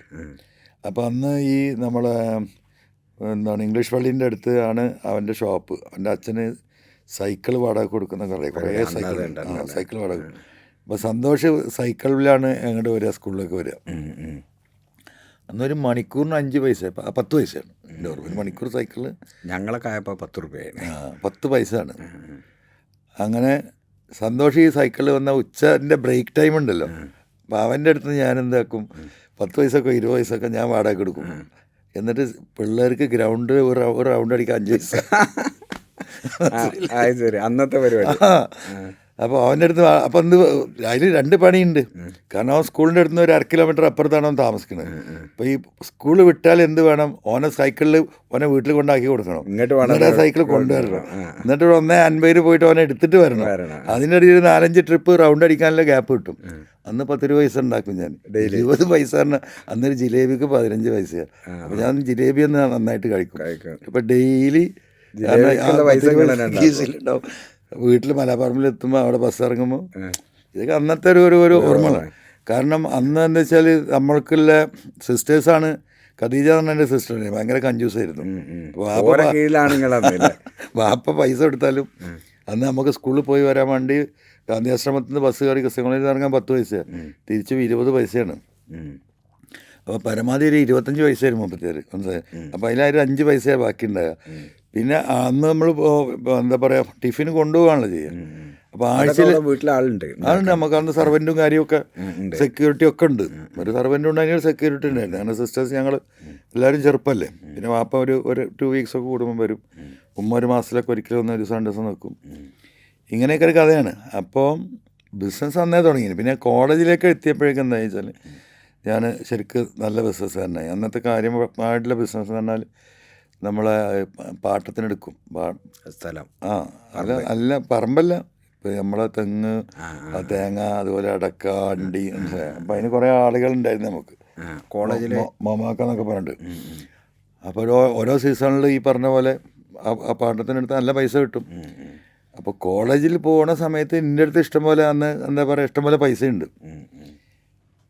അപ്പം ഏറ്റവും കൂടുതൽ എന്താ പറയുക ഈ പൊളിറ്റിക്സിലുള്ള സമയത്തും കീശിൽ പണ്ടപ്പോൾ ഞങ്ങൾ ക്യാൻറ്റീനിലൊക്കെ പോയി ഭക്ഷണം കഴിക്കാറുണ്ട്. ഒരു ടീമുണ്ടാവും. അതിലും അന്നത്തെ കീശിൽ പൈസ എൻ്റെ അടുത്ത് ഇവർക്കൊക്കെ ലിമിറ്റഡ് സോഴ്സ് അല്ലേ ഉള്ളൂ. വീട്ടിൽ നിന്ന് പൈസ ഉണ്ടല്ലോ വരുന്നത്. നമ്മളെൻ്റെ അടുത്ത് പൈസ അന്ന് അതൊരു ഹരാണ്. ചൈനീസ് ബീഫ് എന്നൊക്കെ പറഞ്ഞിട്ട് അന്ന് ഇതൊന്നും ഇവിടെ ചൈനയൊന്നും ഇവിടെ ചർച്ചയിൽ പോലും ഇല്ലാത്ത കാലമാണ്. ചൈനീസ് ബീഫോ? ചൈനീസ് ബീഫ് പറഞ്ഞാൽ പകുതി വേകുമ്പോഴേക്കും ഞങ്ങൾ വാങ്ങി കഴിക്കും. ആ അപ്പോൾ ക്യാൻറ്റീനിൽ ചെല്ലുമ്പോൾ അദ്വാക്ക മരിച്ചുപോയി പാവം പറയും വന്നിട്ടില്ല ചൈനീസാണെന്ന് പറയും. അന്നേ അപ്പോൾ ഈ ചൈനക്ക് ചീത്ത പേരുണ്ട്. അത് ശരി. അപ്പോൾ അന്ന് ഈ പറഞ്ഞ പോലെ ഇപ്പോൾ ഓരോരുത്തർ ഇങ്ങനെ പൊറോട്ടയൊക്കെ തിന്ന് നമ്മൾ നോക്കിക്കുക, നമുക്കൊരു 12 പൊറോട്ട കഴിക്കുകയാണ് ഒറ്റ ഉച്ച സമയത്ത് വന്നിട്ട് 12 പൊറോട്ട. അപ്പോൾ ഒരു പൊറോട്ടനെ കഴിക്കാനില്ലല്ലോ. ഇല്ല. അപ്പോൾ നമ്മളിങ്ങനെ തിരയുമ്പോൾ ആരെയും കാണുക. അപ്പോൾ അടുത്തൊരാളെ കണ്ടു ഈ ഇലക്ഷനുമായി ബന്ധപ്പെട്ട് എൻ്റെ പോത്തലിൽ വെച്ചൊരാൾ ഇങ്ങനെ പൊറോട്ടൻ്റെ ഞങ്ങൾ ഭക്ഷണം കഴിക്കാൻ വേണ്ടി കൊടുന്നപ്പോൾ അപ്പോൾ അങ്ങനെ ഓരോ പൊറോട്ട ഇങ്ങനെ ആക്കിയാണെങ്കിൽ കഴിക്കണ്ട. അപ്പോൾ എത്ര തിന്നു വെച്ച് ഞാൻ 10-12 തിന്നു പറഞ്ഞു. ഒറ്റ ഇരിപ്പില്. ഒറ്റരിപ്പിൽ ചെറുപ്പമാണ്, 10-20 വയസ്സേ ഉള്ളൂ. അപ്പോൾ കുറേ കാലത്തിന് ശേഷം ഇന്നത്തെ കാലത്ത് 10 പൊറോട്ടയും 15 പൊറോട്ടയൊക്കെ തിന്ന ഒരാളെ ആദ്യമായിട്ട് ഇവിടെ അടുത്ത കാലത്ത് അതൊരു കോമൺ സാധനം അല്ലേ? അന്നിപ്പോൾ എല്ലാവരും കഴിക്കും. കാരണം ഒരു 5-6 പൊറോട്ട. അപ്പോൾ ഇത്ര ഒരു സൈസ് ഉണ്ടാവില്ല കേട്ടോ. ഇപ്പോൾ നമ്മളെ ഹോട്ടലിൽ കിട്ടുന്ന അതിൻ്റെ ഒരു 3/4 സൈസേ ഉണ്ടാവുള്ളൂ. എന്നാലും ഇപ്പോഴത്തെ ഒരു വലിയ പൊറോട്ടൻ്റെ ഒരു 6-7 പൊറോട്ടയാണ്. അത് കഴിഞ്ഞ് പിന്നെ കേട്ടാ പോകണേ? ഡിഗ്രി കഴിഞ്ഞ് ഡിഗ്രി കഴിഞ്ഞു പിന്നെ രാഷ്ട്രീയം, പിന്നെ ഒരു രാഷ്ട്രീയത്തിൽ സജീവമായല്ലോ. പിന്നെ നാട്ടിൽ തന്നെ പിന്നെ അപ്പോഴേക്കും എന്താ വെച്ചാൽ റിയൽ എസ്റ്റേറ്റും പരിപാടി ആ ഒരു കാലഘട്ടത്തിലേക്ക് ഭൂമി കച്ചവടമൊക്കെ ആയി വന്നല്ലോ. അപ്പോഴേക്കാ ബൂം ചെയ്ത് അതിലാണ് അതിൽ കൺസ്ട്രക്ഷൻ പരിപാടിയായിട്ട് അങ്ങനെ പാരലായിട്ട് പോയി. രാഷ്ട്രീയത്തിൽ ഏത് ഇപ്പം ഞാൻ പറഞ്ഞ കോൺഗ്രസ് വളരെ സജീവമായി നിന്ന് കോൺഗ്രസ് ആയിട്ട് അകലുന്നത് 2000-ലല്ലേ? 2010 അല്ല, നമ്മൾ DIC പോയല്ലോ. DIC പോയി. DICയിൽ സജീവമായിട്ട് ഞാൻ ഉണ്ടായിരുന്നു. ഞാൻ ജില്ലാ വൈസ് പ്രസിഡന്റ് ആയിരുന്നു. അപ്പോൾ ആ ഇടയ്ക്ക് പിന്നെ DIC തിരിച്ച് കോൺഗ്രസിലേക്ക് പോവാണല്ലോ. ആ പോക്കിൽ ഞാൻ തിരിച്ചു പോയില്ല. നമ്മളവിടെ നിന്ന് ഒറ്റയാനായി നിന്നു. അങ്ങനെ ഈ ഒറ്റയാൻ പരിപാടി ഉണ്ട്. അപ്പം അന്ന് ആ പോയിരുന്നെങ്കിൽ ഇപ്പം നന്നായിരുന്നു തോന്നുന്നുണ്ടോ? ഇല്ല, അങ്ങനെ തോന്നുന്നില്ല. കഴിഞ്ഞതിനെ കുറിച്ച് ഞാൻ ആലോചിക്കില്ല. ഓക്കെ. അപ്പോൾ DIC കഴിഞ്ഞ് അപ്പോൾ പിന്നെ അടുത്ത നിങ്ങളെ അങ്ങനെ DICയിൽ പോലെ തിരിച്ചു പോയി. അപ്പോൾ പിന്നെ ഞാൻ തിരിച്ചു പോയില്ല. പിന്നെ നമ്മൾ ഈ പറഞ്ഞ പോലെ നമ്മുടെ സാമൂഹിക പ്രവർത്തനം രാഷ്ട്രീയ പ്രവർത്തനമൊക്കെ ഉണ്ട്. ഒരു ഇടതുപക്ഷ സഹയാത്രികനായിട്ട് തന്നെ ഞാൻ അങ്ങനെ മുന്നോട്ട് പോയി. പിന്നെ ഞാൻ പിന്നെ പഞ്ചായത്തിലും ഇതിലൊന്നും ഒരു ഘട്ടത്തിലും മത്സരിച്ചു. എത്രയോ ചാൻസുകൾ വന്നിരുന്നു. ആവുകയാണെങ്കിൽ ഒരു MLA ആവണം അതിൽ കുറച്ചുണ്ടാവില്ല എന്നൊരു സ്വയം തീരുമാനം ഉണ്ടല്ലോ. അപ്പോഴും തിരുവനന്തപുരത്തൊക്കെ ഇപ്പോൾ ഈ കാലഘട്ടത്തിലൊക്കെ പോകും. ഞാൻ ഇതുവരെ നിയമസഭൻ്റെ അകത്ത് അന്നും കയറിയിട്ടില്ല. എല്ലാവർക്കും നമ്മൾ പാസ്സൊക്കെ റെഡിയാക്കി കൊടുക്കും, വിളിച്ച് പറഞ്ഞിട്ടല്ലേ. എനിക്ക് മനസ്സിൻ്റെ ഉള്ളിലൊരു വാശിയുണ്ടായിരുന്നു. ഞാൻ സ്വയം എന്നാണ് അതിനുള്ളിൽ കയറാൻ പറ്റുക അന്നേ കയറുള്ളൂ. അങ്ങനെ കയറിയിട്ടുള്ളൂ. അതെ. അപ്പോൾ ആദ്യമായിട്ട് നിയമസഭാ സാമാജികനായിട്ടാണ് അതിനകത്തേക്ക് കാണുന്നത്. അതിൻ്റെ മുന്നേ തിരുവനന്തപുരം അത്ര പോയിട്ടും കണ്ടിട്ടില്ല. ഇല്ല, ഞാൻ പോയിട്ടില്ല. അതെ. അപ്പോൾ അത് അങ്ങനെ ഓരോ സംഗതി മനസ്സിലുണ്ടാവുമല്ലോ. അപ്പോൾ ഇതിലെ ഒരു പ്ലാൻ വേണമല്ലോ. അപ്പോൾ എന്താ വെച്ചാൽ ഇടതുപക്ഷത്തേക്ക് പോകാൻ പ്ലാൻ ചെയ്ത് എങ്ങനെയാണ്? അല്ല, അങ്ങനെ എന്തായെന്ന് വെച്ചാൽ നമ്മളിങ്ങനെ ഒറ്റക്ക് നിന്നു. പിന്നെ ഈ പറഞ്ഞ പോലെ പ്രാദേശികമായിട്ടുള്ള വിഷയങ്ങളിൽ ബാക്കിയിലൊക്കെ ഇടപെട്ട് കൊടുക്കും, സഹായിക്കും. പിന്നെ 2011 ഈ 2009 ഈ ഡീലിമിറ്റേഷൻ വന്ന് പുതിയ അസംബ്ലി മണ്ഡലങ്ങൾ വന്നു. 2011 ഇതേപോലെ എറണാട് മത്സരിച്ചു. അല്ല, ഈ എറണാട് മത്സരിക്കുമ്പോൾ അന്നൊരു വിവാദം ഉണ്ടായിരുന്നല്ലോ. CPM സ്ഥാനാർത്ഥിയായിട്ട് വരുമെന്നുള്ളായിരുന്നല്ലോ ആദ്യത്തെ. അതിലെന്താ സംഭവിച്ചത്? അല്ല, സ്വാഭാവികമായിട്ടും ഞാൻ വീട്ടിൽ കിടന്നുറങ്ങണ എന്നെ ഒന്ന് വിളിച്ച് ഉണർത്തിയതാണ്. എന്താ പറയുക, LDFൻ്റെ ആരാണ് ലീഡേഴ്സ്. അതിൽ ഒക്കെ ഒരു വലിയ ഗെയിം നടന്നതാണ്. അങ്ങനെ പറയാലോ. അത് ഒഫീഷ്യലായിട്ട് തന്നെ നമ്മൾ എന്താ പറയുക, സ്ഥാനാർത്ഥിയായിട്ട് CPIയുടെ local secretary, local committee, area committee, ജില്ലാ കമ്മിറ്റി യുനാനിമസ് ആയിട്ട് എൻ്റെ പേര് റെക്കമെൻഡ് ചെയ്ത് CPIയുടെ സീറ്റാണ് ഇപ്പോഴും എറണാട്. അങ്ങനെ നമ്മൾ രംഗത്തേക്ക് ഇറങ്ങി വർക്ക് തുടങ്ങി നിൽക്കുമ്പോഴാണ് പിന്നെ CPIയുടെ സ്റ്റേറ്റ് കമ്മിറ്റിയെ ഈ പറയുന്ന PK ബഷീറായിരുന്നല്ലേ എതിരാളി, അദ്ദേഹത്തിന് വേണ്ടപ്പെട്ടവർ സ്വാധീനിച്ചു. ഒരു കാരണവശാലും എനിക്ക് സീറ്റ് കൊടുക്കരുത്, അതിന് ചില ടേംസ് ഉണ്ടാക്കി. അതൊക്കെ കേസൊക്കെ വക്കീൽ നോട്ടീസൊക്കെ ആയിരുന്നു. 25 ലക്ഷം രൂപ പാർട്ടിയുടെ ഫണ്ടിലേക്ക് നിലക്ക് എന്താ പറയുക ബഷീർ വിഭാഗം കൊടുത്തു. അങ്ങനെ എനിക്ക് ജില്ലാ കമ്മിറ്റി അടക്കം ഏകപക്ഷീയമായി റെക്കമെൻഡ് ചെയ്ത് മുന്നോട്ട് പോകാൻ പറഞ്ഞ സീറ്റ് പാർട്ടിയുടെ CPIയുടെ സംസ്ഥാന കമ്മിറ്റി അത് നിഷേധിച്ചു.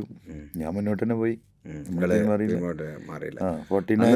സഹായം കിട്ടിയാണ് ശരിക്കും. പ്രവർത്തകർ നിന്നുണ്ട്, പാർട്ടിക്കാരതിൽ മൗനാനുവാദം കൊടുത്തോ ലീഡേഴ്സ്? അങ്ങനെയൊന്നും ഉണ്ടായിട്ടില്ല. പാർട്ടിയൊക്കെ നല്ല രീതിയിൽ അതിനെ സ്ട്രോങ് ആയിട്ട് തടയാൻ വേണ്ടിയിട്ട് അന്ന് ശ്രമിച്ചിട്ടുണ്ട്. പക്ഷെ അന്ന് അതൊരു പ്രാവർത്തികമായില്ല. അപ്പോൾ അന്ന് സഖാവ് VS കീഴ്ശ്ശേരിയിലൊരു പൊതുയോഗത്തിൽ വന്ന് ഈ കാളിയത്തിനും വേണ്ടി. അഷ്റഫ് കാളിയത്ത് തന്നെ AIYFൻ്റെ നേതാവ്. നേതാവായിരുന്നല്ലോ എതിർസ്ഥാൻ ജില്ലാ സെക്രട്ടറി. ആ യോഗത്തിൽ പങ്കെടുത്തത് 6 പേരാണ്. ആകെ 6 പേര്. VS വന്നിട്ട് 6 പേര്. ആ ഫ്രണ്ട് പേജിൽ മനോരമൻ്റെ വാർത്ത ഫോട്ടോ വന്നിട്ടുണ്ടായിരുന്നു. പിണറായി വന്ന് മടങ്ങി. അദ്ദേഹത്തിന് കാര്യം മനസ്സിലായപ്പം പിന്നെ പുള്ളി ആ യോഗത്തിന് വന്നില്ല. VS സ്വാഭാവികമായിട്ടും അയാളെ അങ്ങനത്തെ ഒരു സ്ട്രോങ് കമ്മ്യൂണിസ്റ്റ് ഞാൻ വരും പ്രസംഗിക്കുന്നു പറഞ്ഞാൽ പുള്ളി ഒന്ന് പ്രസംഗിച്ച് പോയി 6 ആളോട്. അത് കഴിഞ്ഞ് പിന്നെ 14 ഒറ്റക്ക് വീണ്ടും പാർലമെന്റിൽ. അല്ല, ഞാൻ അതിലേ ഒരു കാര്യം ചോദിക്കട്ടെ, അന്ന് ഇപ്പം ശരിക്കും സപ്പോർട്ട് കിട്ടിയിരുന്ന ജയിക്കുമായിരുന്നു അല്ലേ? 100%. ഈ കൺഫ്യൂഷൻ ഉണ്ടായതുകൊണ്ടാണല്ലോ. PK ബഷീർ എന്ന് പറയുന്ന ആളുടെ അന്നത്തെ തെരഞ്ഞെടുപ്പിൽ ഇപ്പോൾ 10,000 വോട്ടിൻ്റെ ഡിഫറൻസിലേക്ക് ഒറ്റക്ക് പോരാടിയിട്ട് ഞാൻ എത്തിയിട്ടുണ്ടെങ്കിൽ, കാരണം ആ ഒരു ലീഡേഴ്സും ആരും ഇല്ലല്ലോ, നോ ബഡി എൽസ്. ഇതേപോലെ ഇപ്പം നിലമ്പൂർ നടന്ന പോലെ തന്നെ അങ്ങനെ തന്നെ ഞങ്ങളെ കൂട്ടിക്കും. പിന്നെ അത് ഉപതെരഞ്ഞെടുപ്പായിരുന്നില്ല. ഉപതെരഞ്ഞെടുപ്പായതുകൊണ്ടാണ് ഈ 119 MLA-മാരും അവിടെ വന്നത്. ഇപ്പം നിലമ്പൂരിൽ തന്നെ ഇവരെല്ലാം കൂടെ വന്ന് ക്യാമ്പ് ചെയ്യാത്തൊരു നോർമൽ പബ്ലിക് ഇലക്ഷനാണ്, ജനറൽ ഇലക്ഷൻ ആണെങ്കിൽ ഈ 20,000 × 3 ആണ് 60,000 വോട്ടാണ്. എനിക്ക് യാതൊരു തർക്കമില്ല. അത്രയും പ്രതിസന്ധി ഉണ്ടാക്കിയിട്ട് അതിൻ്റെ അകത്ത് നമ്മൾ ദൂരിയെടുത്തത്. അപ്പോൾ അതങ്ങനെ കഴിഞ്ഞു. അപ്പോൾ അത് കഴിഞ്ഞപ്പോൾ CPI-ലും CPM-ലൊക്കെ പ്രശ്നങ്ങൾ ഉണ്ടായില്ലേ? അത് കുറേ ഇഷ്യൂസ് അന്ന് ഉണ്ടായിരുന്നു. അപ്പോൾ CPI-ക്ക് കെട്ടിവെച്ച കാശ് പോയില്ലേ? അതെ. ഓരോ ചരിത്രത്തിൽ അത് LDF-ൻ്റെ ഒരു ഔദ്യോഗിക സ്ഥാനാർത്ഥി കെട്ടിവെച്ച കാശ് കിട്ടാത്ത നിയമസഭാ തെരഞ്ഞെടുപ്പ് ഈ പറയുന്ന കേരളത്തിൻ്റെ രാഷ്ട്രീയ ചരിത്രത്തിലില്ല. അതുണ്ടാക്കിയങ്ങളാണ്. അത് വേണമെങ്കിൽ അങ്ങനെ പറയാം അല്ലേ? എങ്ങനെ വേണമെങ്കിലും പറയാം. അപ്പോൾ അത് കഴിഞ്ഞിട്ട് പിന്നെ നെക്സ്റ്റ് മൂവ് പിന്നെ നിയമസഭയിൽ, പിന്നെ ലോക്സഭയ്ക്ക് മത്സരിച്ച്. അതെ. അത് കഴിഞ്ഞ് പിന്നെ 14 ലോക്സഭയ്ക്ക് മത്സരിച്ചു. അല്ല, അപ്പോൾ ഒക്കെ എന്തായിരുന്നു മനസ്സിൽ എന്ന് പറഞ്ഞാൽ, ഇപ്പോൾ അന്ന് തന്നെ CPM ആയിട്ട് ഒരു ഡീലിലെത്തിക്കൂടായിരുന്നോ? അങ്ങനെയൊന്നും ആലോചിച്ചിട്ടില്ലേ. ഞാൻ ഇപ്പോൾ രാജിവെക്കുമ്പോൾ പോലും സാധാരണ രാജിവെക്കുമ്പോൾ ഇപ്പോഴത്തെ UDF ആലോചിച്ച് അങ്ങനെയൊന്നും ഉണ്ടായിട്ടില്ലല്ലോ. അപ്പോൾ നേരെ ലോക്സഭയ്ക്ക് മത്സരിക്കുമ്പോൾ എന്ത് ആലോചിച്ചാൽ മത്സരിച്ച്? നമ്മളീ പറയുന്ന പൊളിറ്റി അന്നും ഞാൻ ചില ഈ പറയുന്ന മലയോര വിഷയങ്ങളും ബാക്കിയുള്ള അന്നേ പറയുന്നുണ്ട്. പിന്നെ ഞാൻ 2012 തുടങ്ങിയ ഫൈറ്റല്ല നമ്മളത്. മാധവ് ഗാഡ്ഗിൽ കമ്മീഷൻ റിപ്പോർട്ട് നടപ്പിലാക്കാൻ വേണ്ടി കേന്ദ്ര ഗവൺമെൻറ്, അന്ന് കോൺഗ്രസ് ഗവൺമെൻറ്റാണ്, അവർ തീരുമാനിച്ച അന്ന് തൊട്ടിട്ടുള്ള ഒരു ഫൈറ്റാണല്ലോ നമ്മൾ ഈ ഫോറസ്റ്റിനെതിരെ. ഇപ്പോൾ പുതിയ സംഭവം അല്ല. അപ്പം അന്ന് എത്ര വോട്ട് കിട്ടി? അന്ന് 39,700 വോട്ട് കിട്ടി. പിന്നെ ഈ നിലമ്പൂരിലേക്കുള്ള നിലമ്പൂർ പിന്നെ മത്സരിക്കാൻ തീരുമാനിച്ചു നിൽക്കുകയായിരുന്നു. അപ്പോഴാണ് CPM ലീഡർഷിപ്പ് ബന്ധപ്പെടുന്നത്. മത്സരിക്കാൻ തന്നെ തീരുമാനിച്ചു. അതെ. ഞാൻ അതിന് തയ്യാറെടുപ്പിൽ നിൽക്കുമ്പോഴാണ് അവർ ബന്ധപ്പെടുന്നത്. CPM ആണ് ബന്ധപ്പെടുന്നത്, നിങ്ങൾ മത്സരിക്കണം എന്ന് പറഞ്ഞിട്ട്.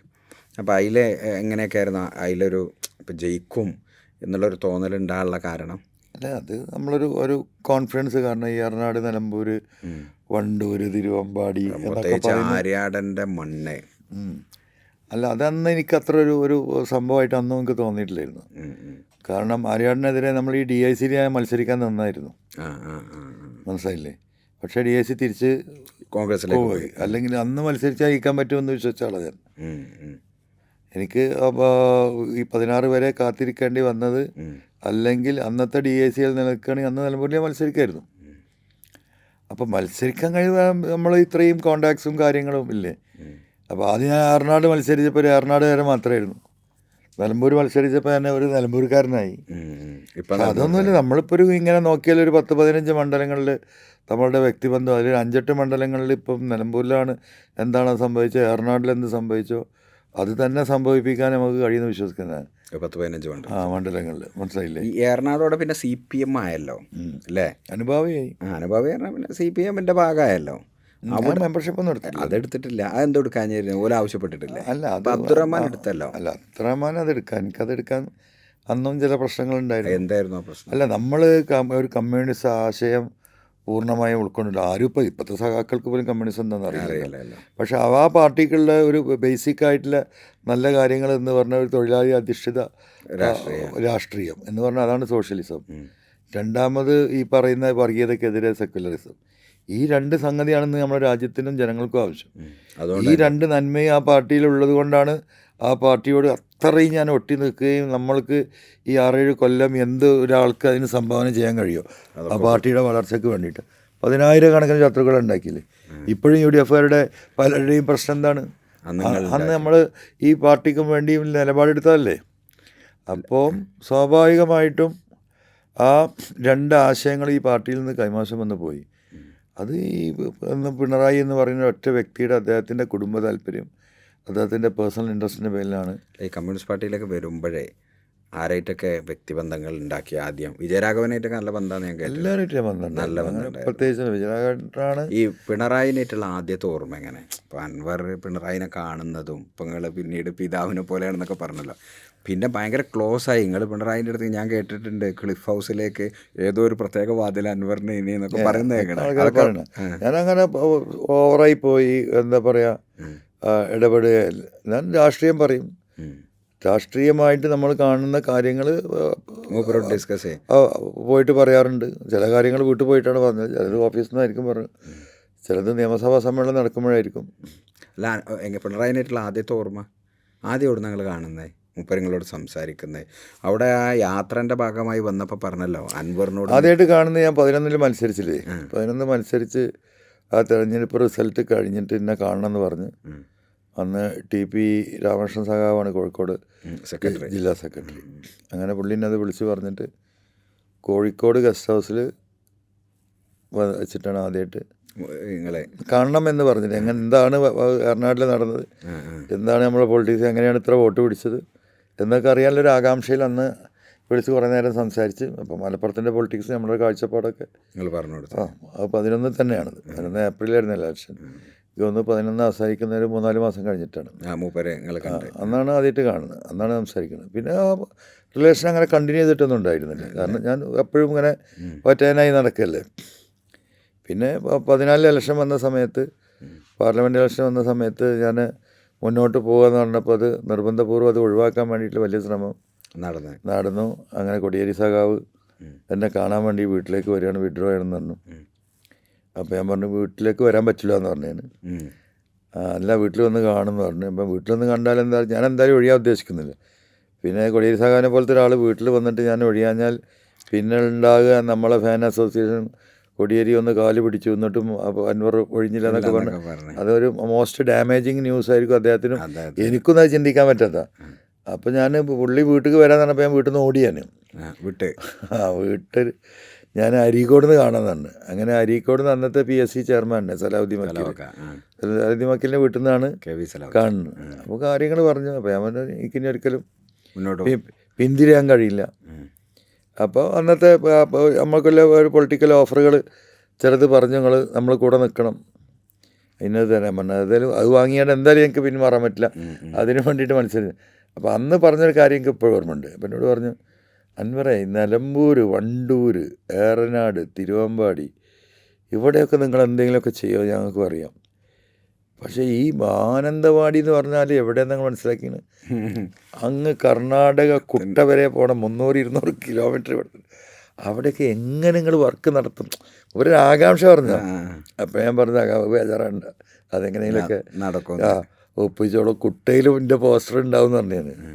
അങ്ങനെ എന്താ പറയുക, സൗഹൃദത്തിൽ പിന്മാറാൻ കഴിയില്ലായിരുന്നു, പിരിഞ്ഞാണ്. അത് കഴിഞ്ഞിട്ടാണല്ലോ പിന്നെ 16 ഇലക്ഷൻ വരുന്നത്. അതങ്ങനെ ഈ 16-21 2 ഏരിയ കമ്മിറ്റികൾ പിരിച്ചുവിട്ടൊക്കെ ചെയ്ത്. അല്ല, 16 നമ്മൾ സ്ഥാനാർത്ഥിയായി പാർട്ടി ഡിക്ലെയർ ചെയ്തിട്ടില്ല. വ്യാപകമായിട്ടുള്ള പ്രചരണം അവിടെ നിലമ്പൂരിൽ എനിക്കതിനെ നടക്കുകയാണ്. ആ നടത്തിയിരുന്നത് ഇപ്പോൾ ഈ പറയുന്ന ഈ ആര്യാടൻ ഷൗക്കത്തും ടീമും തന്നെയാണ്. അതാണ് അതിൻ്റെ ഏറ്റവും വലിയ രസം. അവിടെ നിറയെ പോസ്റ്ററുകളാണ്. എന്താ പോസ്റ്റർ? PV അൻവർ ആര്യാടന്മാരുടെ സ്ഥാനാർത്ഥിയോ, സഖാക്കളെ തെറ്റിദ്ധരിപ്പിക്കുകയാണ്. അപ്പം ആര്യാടൻ്റെ ഇപ്പോൾ ഷൗക്കത്തിൻ്റെ ഉമ്മയും നമ്മളും തമ്മിൽ ആ റിലേഷനാണ് ഡെവലപ്പ് ചെയ്യണത്. അതായത് ആര്യാടൻ ഇടപെട്ടിട്ട് ഒരു സ്ഥാനാർത്ഥിനെ എന്നെ ഒരു എന്താ പറയുക കച്ചവടക്കാരനെ സ്ഥാനാർത്ഥിയായിട്ട് കൊണ്ടുവരികയാണ്.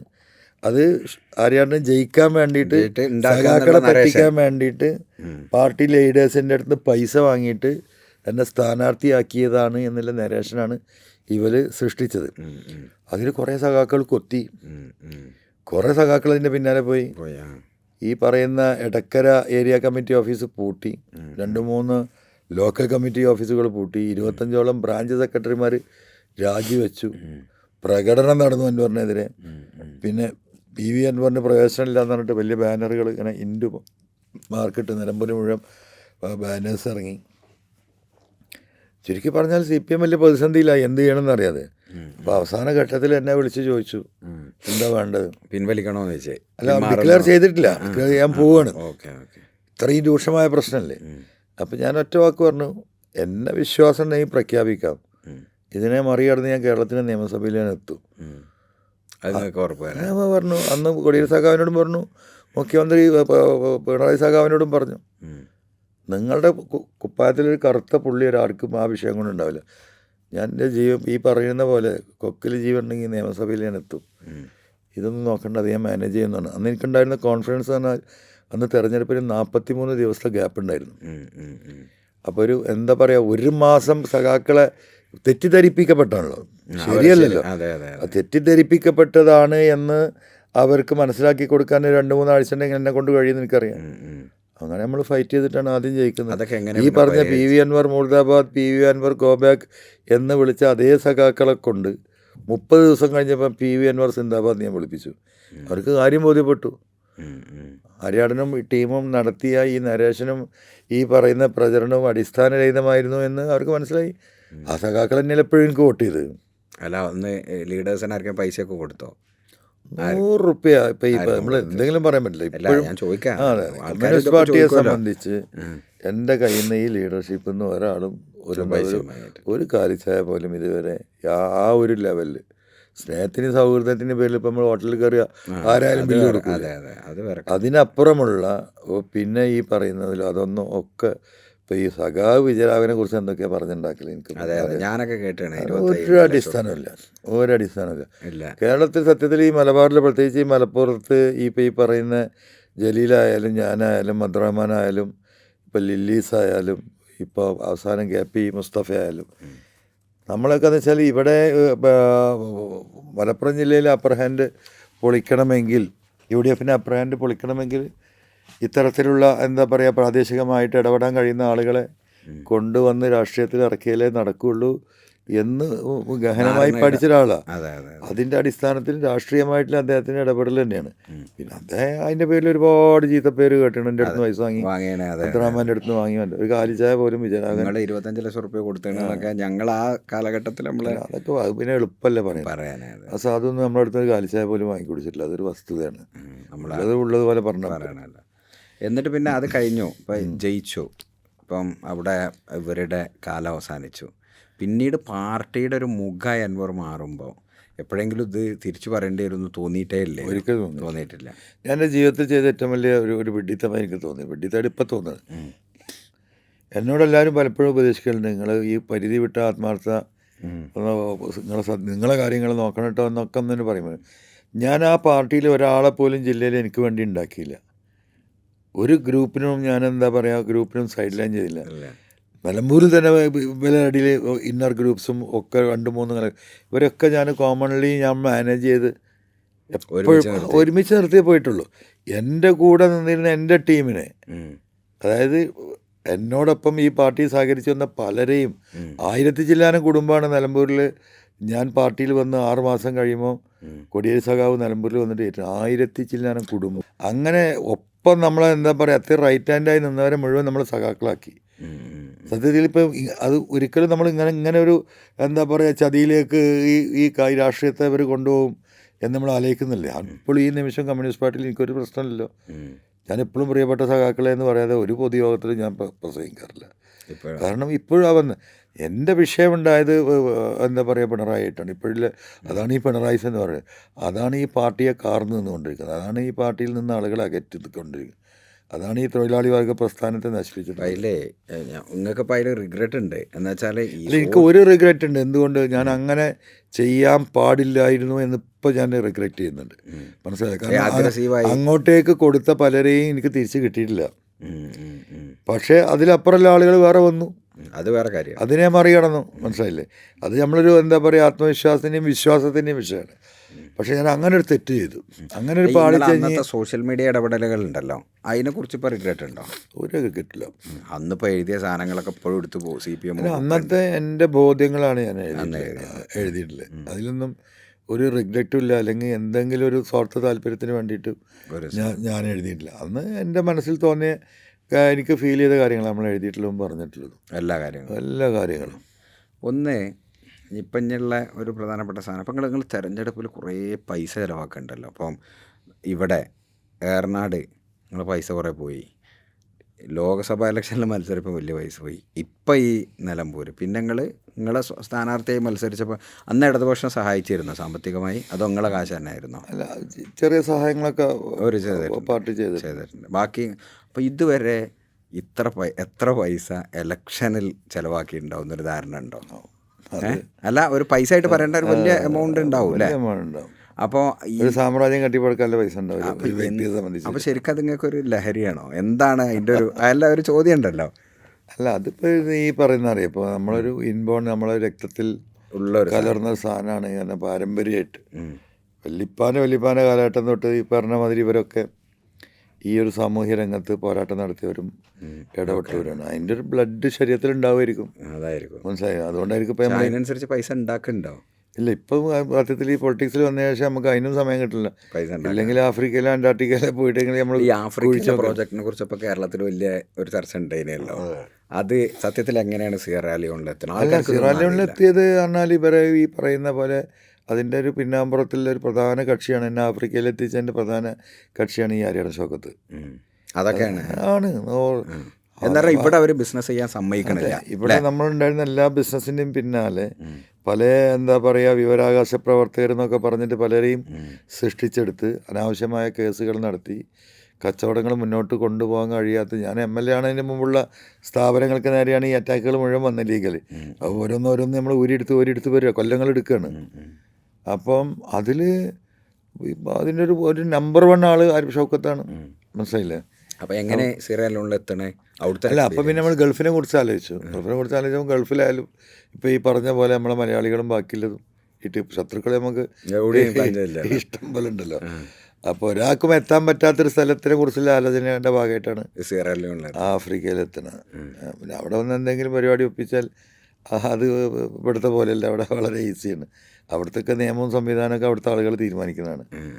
അപ്പോൾ ഇനിയിപ്പോൾ അങ്ങനെ ഒരു എന്താ പറയുക, ഒരു ഇടപെടലും കൂടി മറുഭാഗത്തു നിന്ന് ഇല്ലാതിരിക്കാൻ. കാരണം അത്രത്തോളം ഒരുന്നെ ചേസ് ചെയ്തിട്ടുണ്ട്. ഈവൺ ഗൾഫിലൊക്കെ നമ്മളെ പ്രൊജക്റ്റുകളുമായി ബന്ധപ്പെട്ട് ഈ വില്ലകളും എന്താ പറയുക ഫ്ലാറ്റുകളൊക്കെ വിൽക്കാൻ പോകുന്ന നമ്മളെ സെയിൽസിനെ ഏൽപ്പിച്ച് വിടുന്ന ആളുകൾ ഒരു ഓഫീസിൽ കയറി ഒരു ഫ്ലാറ്റ് വിൽക്കാൻ വേണ്ടി സംസാരിച്ച് ഇറങ്ങിയാൽ ആ ഇറങ്ങുന്നതിൻ്റെ നേരെ ബാക്കിൽ ആളെ കയറിയിട്ട് അത് നിങ്ങൾ എടുക്കരുത് എന്ന് പറഞ്ഞ എത്രയോ അനുഭവങ്ങളുണ്ട്. മനസ്സിലായില്ലേ? ഇപ്പോൾ ഗൾഫിൽ പോലും ഒരു ഇടപെട്ടു. അപ്പം പിന്നെ നമുക്ക് നോക്കാൻ പറ്റിയ മാർഗം എന്താ? ആഫ്രിക്കയാണ്. അതെങ്ങനെയുണ്ട് കഴിഞ്ഞ തെരഞ്ഞെടുപ്പ്? ഞാൻ അത് ചോദിക്കണതേ, കഴിഞ്ഞ തെരഞ്ഞെടുപ്പിൻ്റെ മുമ്പ് നിങ്ങളെ സിയറ ലിയോൺ എന്നുള്ള വരവ് അതൊരു ഭയങ്കര സംഭവമായിരുന്നല്ലോ. ആ റാലിയോടെ നിങ്ങൾ ജയിച്ച് വീണ്ടും വരും എന്നുള്ളൊരു തോന്നൽ ആളുകൾക്ക് ഉണ്ടായത്.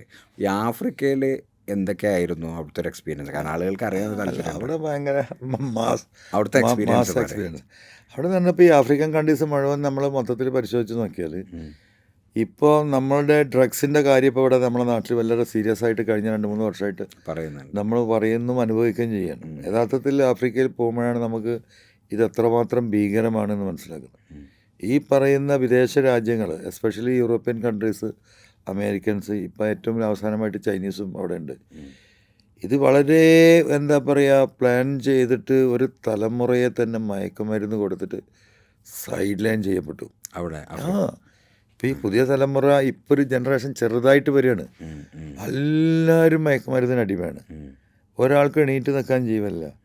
ഈ ആഫ്രിക്കൻ കോണ്ടിനെൻറ്റിൽ മൊത്തം നമ്മൾ എവിടെ പരിശോധിച്ച് നോക്കിയാലും അവർ നടന്നു പോകുന്ന ഭൂമിക്കടിയിൽ ഒന്നില്ലെങ്കിൽ സ്വർണ്ണമുണ്ട്, അല്ലെങ്കിൽ വജ്രമുണ്ട്, അല്ലെങ്കിൽ വെള്ളിയുണ്ട്, അല്ലെങ്കിൽ സ്റ്റീലുണ്ട്, അല്ലെങ്കിൽ ബോക്സൈറ്റ് ഉണ്ട്. അങ്ങനെ ഇത്രയും റിസോഴ്സസ് ഉള്ള രാജ്യങ്ങൾ അവിടെ പട്ടിണിയാണ്. മനസ്സിലായോ? ഊറ്റിക്കൊണ്ടുപോവാണ്. അപ്പം അവിടുത്തെ ഭരണാധികാരികളെ അവർ സ്വാധീനിക്കുന്നു. ജനങ്ങൾക്ക് ഈ പറഞ്ഞ പോലെ മയക്കുമരുന്ന് കൊടുത്തിട്ട് ആർക്കും ഒരു അന്തമില്ല. അവർക്ക് ഇപ്പോഴും ലോകം എന്താണെന്ന് അറിയാത്ത 90% ആളുകൾ 3 നേരം ഭക്ഷണം കിട്ടിയാൽ they are very happy in the world. മനസ്സിലായോ?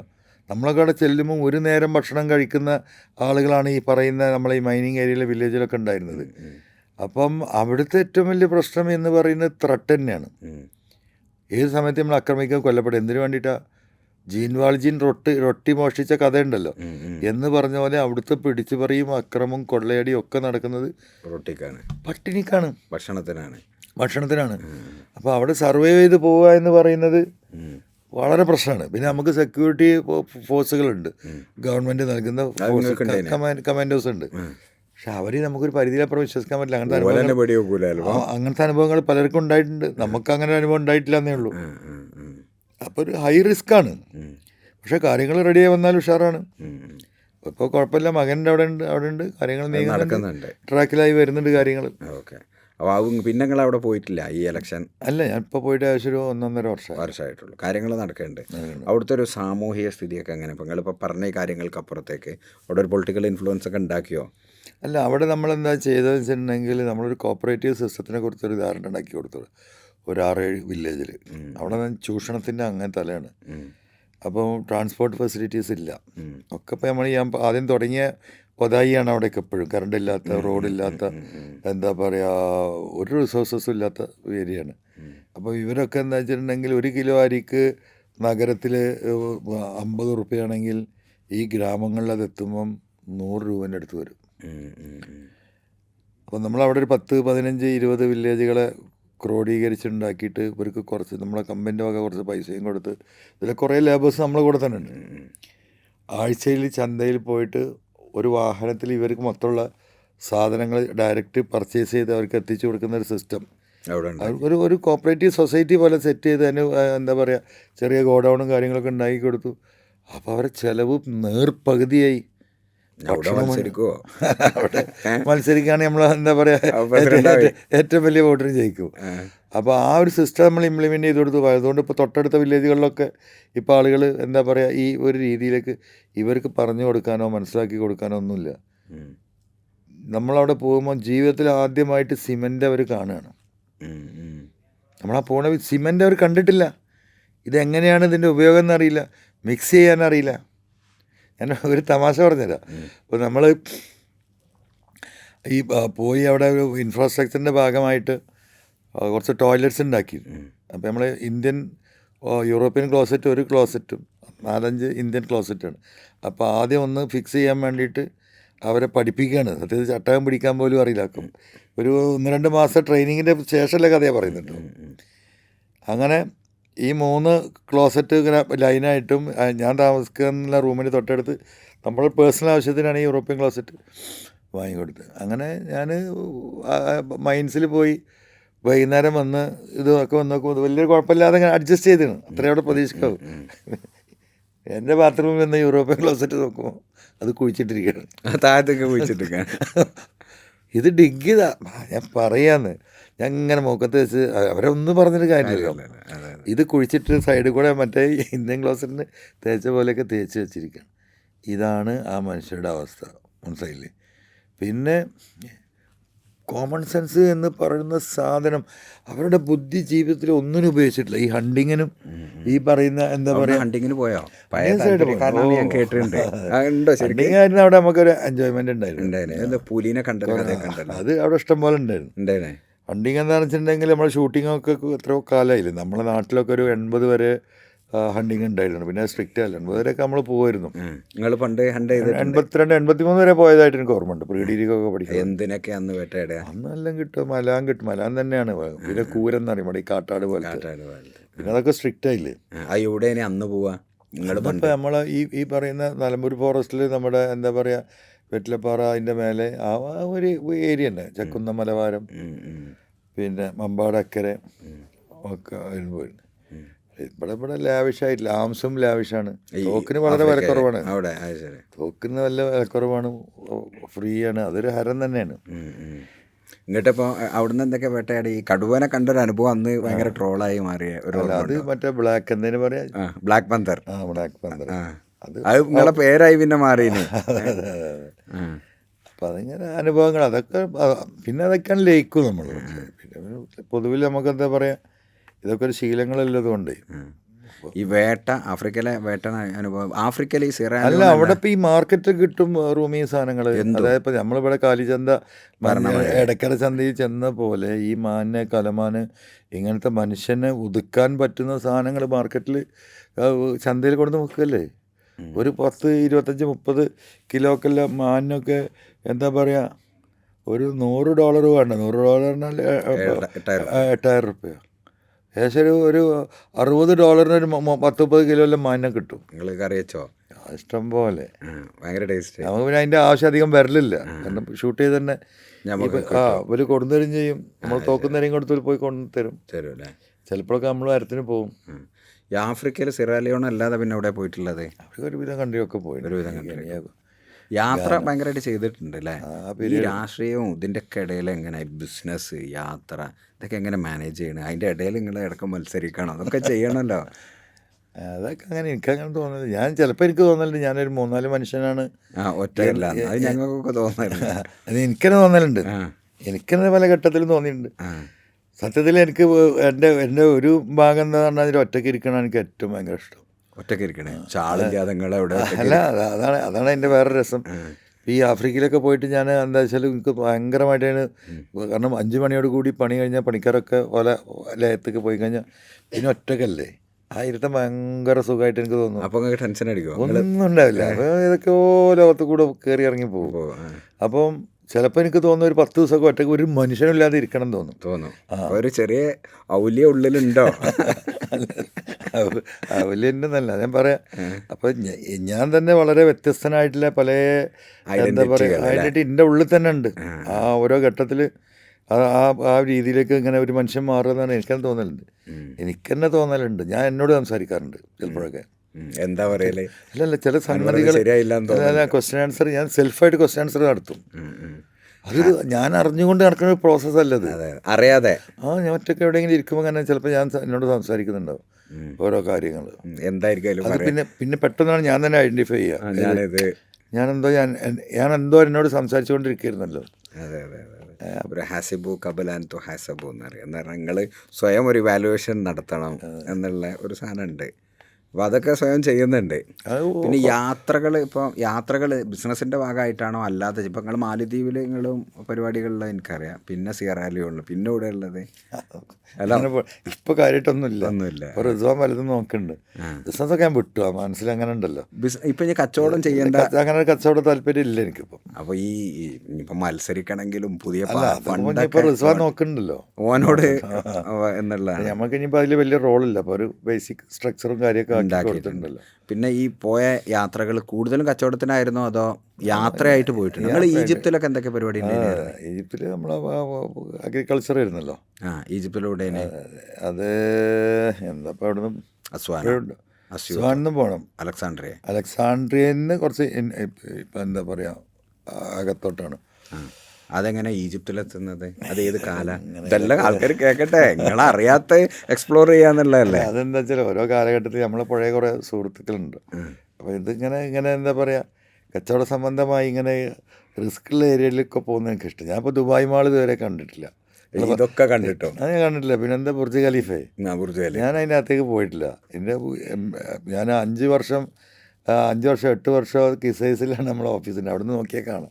ഇത് കാണാൻ വേണ്ടി നാട്ടിലും മുഴുവൻ ആളുകൾ വരുമ്പോഴും എനിക്ക് ഈ അമ്പരചുംബികൾ ഈ തിളങ്ങുന്നേക്കൊന്നും ഒരിക്കലും എൻ്റെ കണ്ണ് പോവാറില്ല. എനിക്കിഷ്ടമല്ല. ഇഷ്ടക്കേട് എന്ന് പറഞ്ഞാൽ അതിന് താല്പര്യപ്രകാരം അതൊന്ന് പോയി നോക്കാൻ തന്നെ. എനിക്കിപ്പോഴും ഞാൻ എന്താ പറയുക നമ്മളെ ഈ ഗ്രാമങ്ങൾ ഈ നെസ്റ്റോളജി മനസ്സിലായ പഴയ വീടുകൾ പഴയ തറവാടൊക്കെ തന്നെ ഭയങ്കര വീക്ക്നെസ്സാണ്. അതാണ് വീട് അങ്ങനെ വെച്ചാണ്. അല്ല അത് എപ്പോഴും അങ്ങനെയാണ്. അവിടെ ചെല്ലുമ്പോൾ നമുക്ക് പലതും ആലോചിക്കാനുണ്ടാവും. മനസ്സിലായില്ലേ? ഇപ്പം ഈ പുതുതായിട്ടുള്ള എല്ലാം എന്താ പറയുക ഒക്കെ അങ്ങനെ വെട്ടിത്തിളങ്ങുന്ന സംഗതികളാണല്ലോ. എനിക്ക് സത്യത്തിൽ ലേശം ഒരു അലർജിക്കാണത്. മനസ്സിലായില്ല? അപ്പോൾ അങ്ങനെ സൈഡ് തിരിഞ്ഞ് പോകുന്നത് നിങ്ങൾ ശ്രദ്ധിച്ചാൽ കാണാൻ പറ്റും. ഈ ഈജിപ്തിലെ അനുഭവങ്ങൾ കാരണം ഈജിപ്തിൽ അങ്ങനെ സ്ഥലമാണ് പോകാറുണ്ട്. അതെ അതെ അതെ. ഇപ്പം അങ്ങനെ നമുക്ക് എന്താ പറയുക ഒരു പ്രയാസകരമായ അനുഭവങ്ങളൊന്നും ഉണ്ടായിട്ടില്ല. ഈജിപ്തിൽ എന്താ ചെയ്തതിന്? ഇതിൽ മറ്റേ എന്താണ് ബെൻസീൻ എന്ന് പറഞ്ഞ ഒരു പുല്ലാണിത്. അത് ഈ കുതിര ഒട്ടകം ഇതിനൊക്കെ തീറ്റ കൊടുക്കുന്ന നമ്മൾ ദുബായി ആണ് അതിൻ്റെ മെയിൻ മാർക്കറ്റ്. അതിങ്ങോട്ട് അങ്ങോട്ട് വിടും. ഇപ്പോഴും നടക്കുന്നുണ്ട്. നമ്മളെ പാർട്ട്ണർ ചെയ്യുന്നുണ്ട് അഷ്റഫ്. അപ്പോൾ ലോകത്താകെ കച്ചവടം ഉണ്ട് ഞങ്ങൾ അറിയാതെ. ഈ പൈസ അങ്ങനെ പോണതിന് വലിയ ബുദ്ധിമുട്ടില്ലാത്ത അതുകൊണ്ടാണെന്ന് പറയാൻ പറ്റുമോ? ഇപ്പോൾ കാര്യമായിട്ടൊന്നും ഇല്ല അല്ലേ? ഉണ്ടായിരുന്ന കാലങ്ങളൊക്കെ ഉണ്ടായിരുന്നു. പിന്നെ അത് കഴിഞ്ഞപ്പോൾ നമ്മൾ തിരിച്ചു വരുമ്പോഴേ പാർക്കാണല്ലോ ഒരു പ്രധാനപ്പെട്ട നമുക്ക് അവസാനിപ്പിക്കാം. നിങ്ങളെ വർത്തമാനം പറയാൻ കിട്ടുമ്പോഴല്ലേ കിട്ടുള്ളൂ. അപ്പോൾ ഒരു കാര്യം എന്ന് വെച്ചാൽ ഇപ്പോൾ പാർക്ക് അതിന് മനസ്സിലായി ഒരു കാര്യം, ജപ്പാൻ ഒരു പരാമർശം ഓർമ്മ ഉണ്ടോ? അതെന്തായിരുന്നു സത്യത്തിൽ? അല്ല, അത് സത്യമാണ്. അതൊന്ന് വിശദീകരിക്കുക. അല്ല, അതായത് ഇപ്പോൾ ഈ ജപ്പാൻ കുടിവെള്ള പദ്ധതിൻ്റെ ഒരു വിഷയവുമായി ബന്ധപ്പെട്ടാണ് പറഞ്ഞത്. ഇപ്പോൾ നമ്മളെ ഡക്കാൻ മരുഭൂമിയിലെ മണൽ ഏറ്റവും ലേറ്റസ്റ്റ്, ഇപ്പോൾ ഈ അമേരിക്കയിലെ വലിയ ഫോറസ്റ്റിൻ്റെ പേരെന്താ? ആമസോൺ കാടുകളിലപ്പോൾ ഈ മരത്തിലെ ചില ഇലകളുടെ മുകളിൽ ചില പുല്ലുകൾ വളരുന്നു. വലിയ റിസർച്ച് വന്നാണ് അതിൽ പാരസൈറ്റ്സ്. അപ്പോൾ അത് പരിശോധിച്ച് നോക്കുമ്പോൾ അതിലെ മണ്ണ് ഡക്കാൻ മരുഭൂമിയിൽ നിന്ന് കാറ്റിൽ പോയിട്ട് അവിടെ എത്തിയതാണ്. ഇപ്പോൾ നാസൻ്റെ സൈറ്റിലുണ്ട്. ഇപ്പോൾ today you can search it എന്ന് പറഞ്ഞതുപോലെ നമ്മുടെ ഈ പശ്ചിമഘട്ടത്തിനുള്ള കാർമേഘങ്ങൾ ജപ്പാനിലെ മഴയിൽ വലിയ ശതമാനം കാർമേഘം ഇവിടുന്ന് സഞ്ചരിച്ചിട്ടാണ് അവിടെ എത്തുന്നത്. ഇത് നാസ സൈറ്റിലുണ്ടായിരുന്ന സംഗതിയാണ്. എൻ്റെ ഈ വിഷയം എൻ്റെ ശ്രദ്ധയിൽപ്പെടുത്തുന്ന 2001 കെ സുധാകരൻ ഫോറസ്റ്റ് മിനിസ്റ്ററാണ് സമയത്ത്. അന്നത്തെ ഒരു ജൂനിയർ IFS ഓഫീസർ ആയിട്ട്, ഞാൻ അദ്ദേഹത്തിൻ്റെ പേര് പറയുന്നില്ല, അദ്ദേഹം എപ്പോഴും ഉണ്ട്, ഇപ്പോൾ ഡൽഹിയിലുള്ളത്. അദ്ദേഹം നിലമ്പൂരിൽ വരികയാണ്. അപ്പോൾ അദ്ദേഹം ഇങ്ങനെ ഭയങ്കര റിസർച്ച് ഓറിയൻറ്റഡ് ആയിട്ടുള്ള ഒരാളായിരുന്നു. അപ്പോൾ അദ്ദേഹം അന്ന് ഇങ്ങനെ എന്നിട്ട് ഭയങ്കര അടുപ്പായിരുന്നു, ഫ്രണ്ട്ഷിപ്പായിരുന്നു. പറഞ്ഞ കൂട്ടത്തിൽ പറഞ്ഞൊരു വിഷയമാണിത്.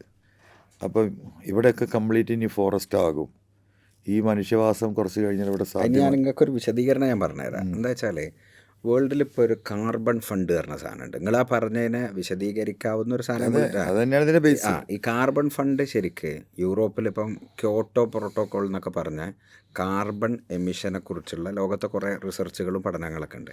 ഇപ്പോൾ ലോകത്ത് ഏറ്റവും കൂടുതൽ വലിയ എന്താ പറയുക കാർബൺ എമിഷൻ ചെയ്യുന്ന യൂറോപ്പ്, അമേരിക്കൻ പോലെയുള്ള രാജ്യങ്ങൾ, അവരുടെ ഇപ്പം നമ്മൾ CSR ഫണ്ടുള്ള പോലെ അവരുടെ ലാഭത്തിൻ്റെ ഒരു വിഹിതം ഈ കാർബൺ ഫണ്ടായിട്ട് കൊടുക്കണം.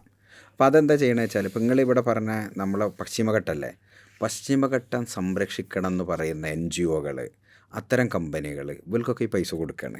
ഗവൺമെൻറ്റിന് വലിയ പൈസ ഗവൺമെൻറ്റിനാണ് കൊടുക്കണേ. അപ്പോൾ ഇവരെന്ത് ഈ നിയമം 3 ലോക രാജ്യങ്ങളിൽ, ആഫ്രിക്ക, ഇന്ത്യ അടക്കമുള്ള 3 ലോക രാജ്യങ്ങളിൽ ഈ പൈസ ഭയങ്കരമായിട്ട് കൊണ്ടുവന്നിട്ട് അതാണ് ഇപ്പോഴുള്ള മാൻ വൈൽഡ് കോൺഫ്ലിക്റ്റ്. നിങ്ങൾ അംഗീകരിക്കാത്ത, നിങ്ങൾ വേറൊരു കൊലത്തിലാണല്ലോ പറയുന്നത്, കോൺഫ്ലിക്റ്റിൻ്റെ ബേസ് എന്ന് പറയുന്നത് കാർബൺ ഫണ്ടാണ്.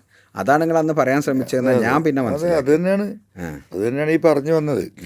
പക്ഷെ അത് ആ വിശദീകരിക്കണോടത്ത് അല്ല, വിശദീകരിക്കലൊക്കെ ഞാൻ കൃത്യമായി വിശദീകരിച്ചതാണ്. പിന്നെ ആളുകൾക്കല്ലേ ട്രോളാനാണല്ലോ താല്പര്യം. അതുകൊണ്ട് ആ ട്രോളൊക്കെ ഇപ്പോൾ ഓരോരുത്തരും കഴുത്തേക്ക് വരുന്നുണ്ട്. കേരളം തുറന്നിട്ട വന്യമൃഗശാലയാകും എന്ന് ഞാൻ പറഞ്ഞപ്പോൾ അനുഭവിച്ചുകൊണ്ടിരിക്കല്ലേ. ശരിക്കും കേരളത്തിൽ വേട്ടക്ക് അനുമതി കൊടുക്കണം എന്നുള്ള, കേരളത്തിലല്ല, എല്ലാ രാജ്യത്തും അനുമതി ഉണ്ടല്ലോ. ഈവൻ ഓസ്ട്രേലിയയാണ്, നമ്മൾ കങ്കാരു സ്കൂൾ പഠിക്കുമ്പോൾ, ഓസ്ട്രേലിയയിലെ രാജ്യമാണ്. എല്ലാ മാർച്ച് ഏപ്രിലും അവിടെ വേട്ടക്ക് അനുവാദം കൊടുക്കുന്നുണ്ടല്ലോ. എന്തിനാണ് എണ്ണം കുറയണം? അതെ.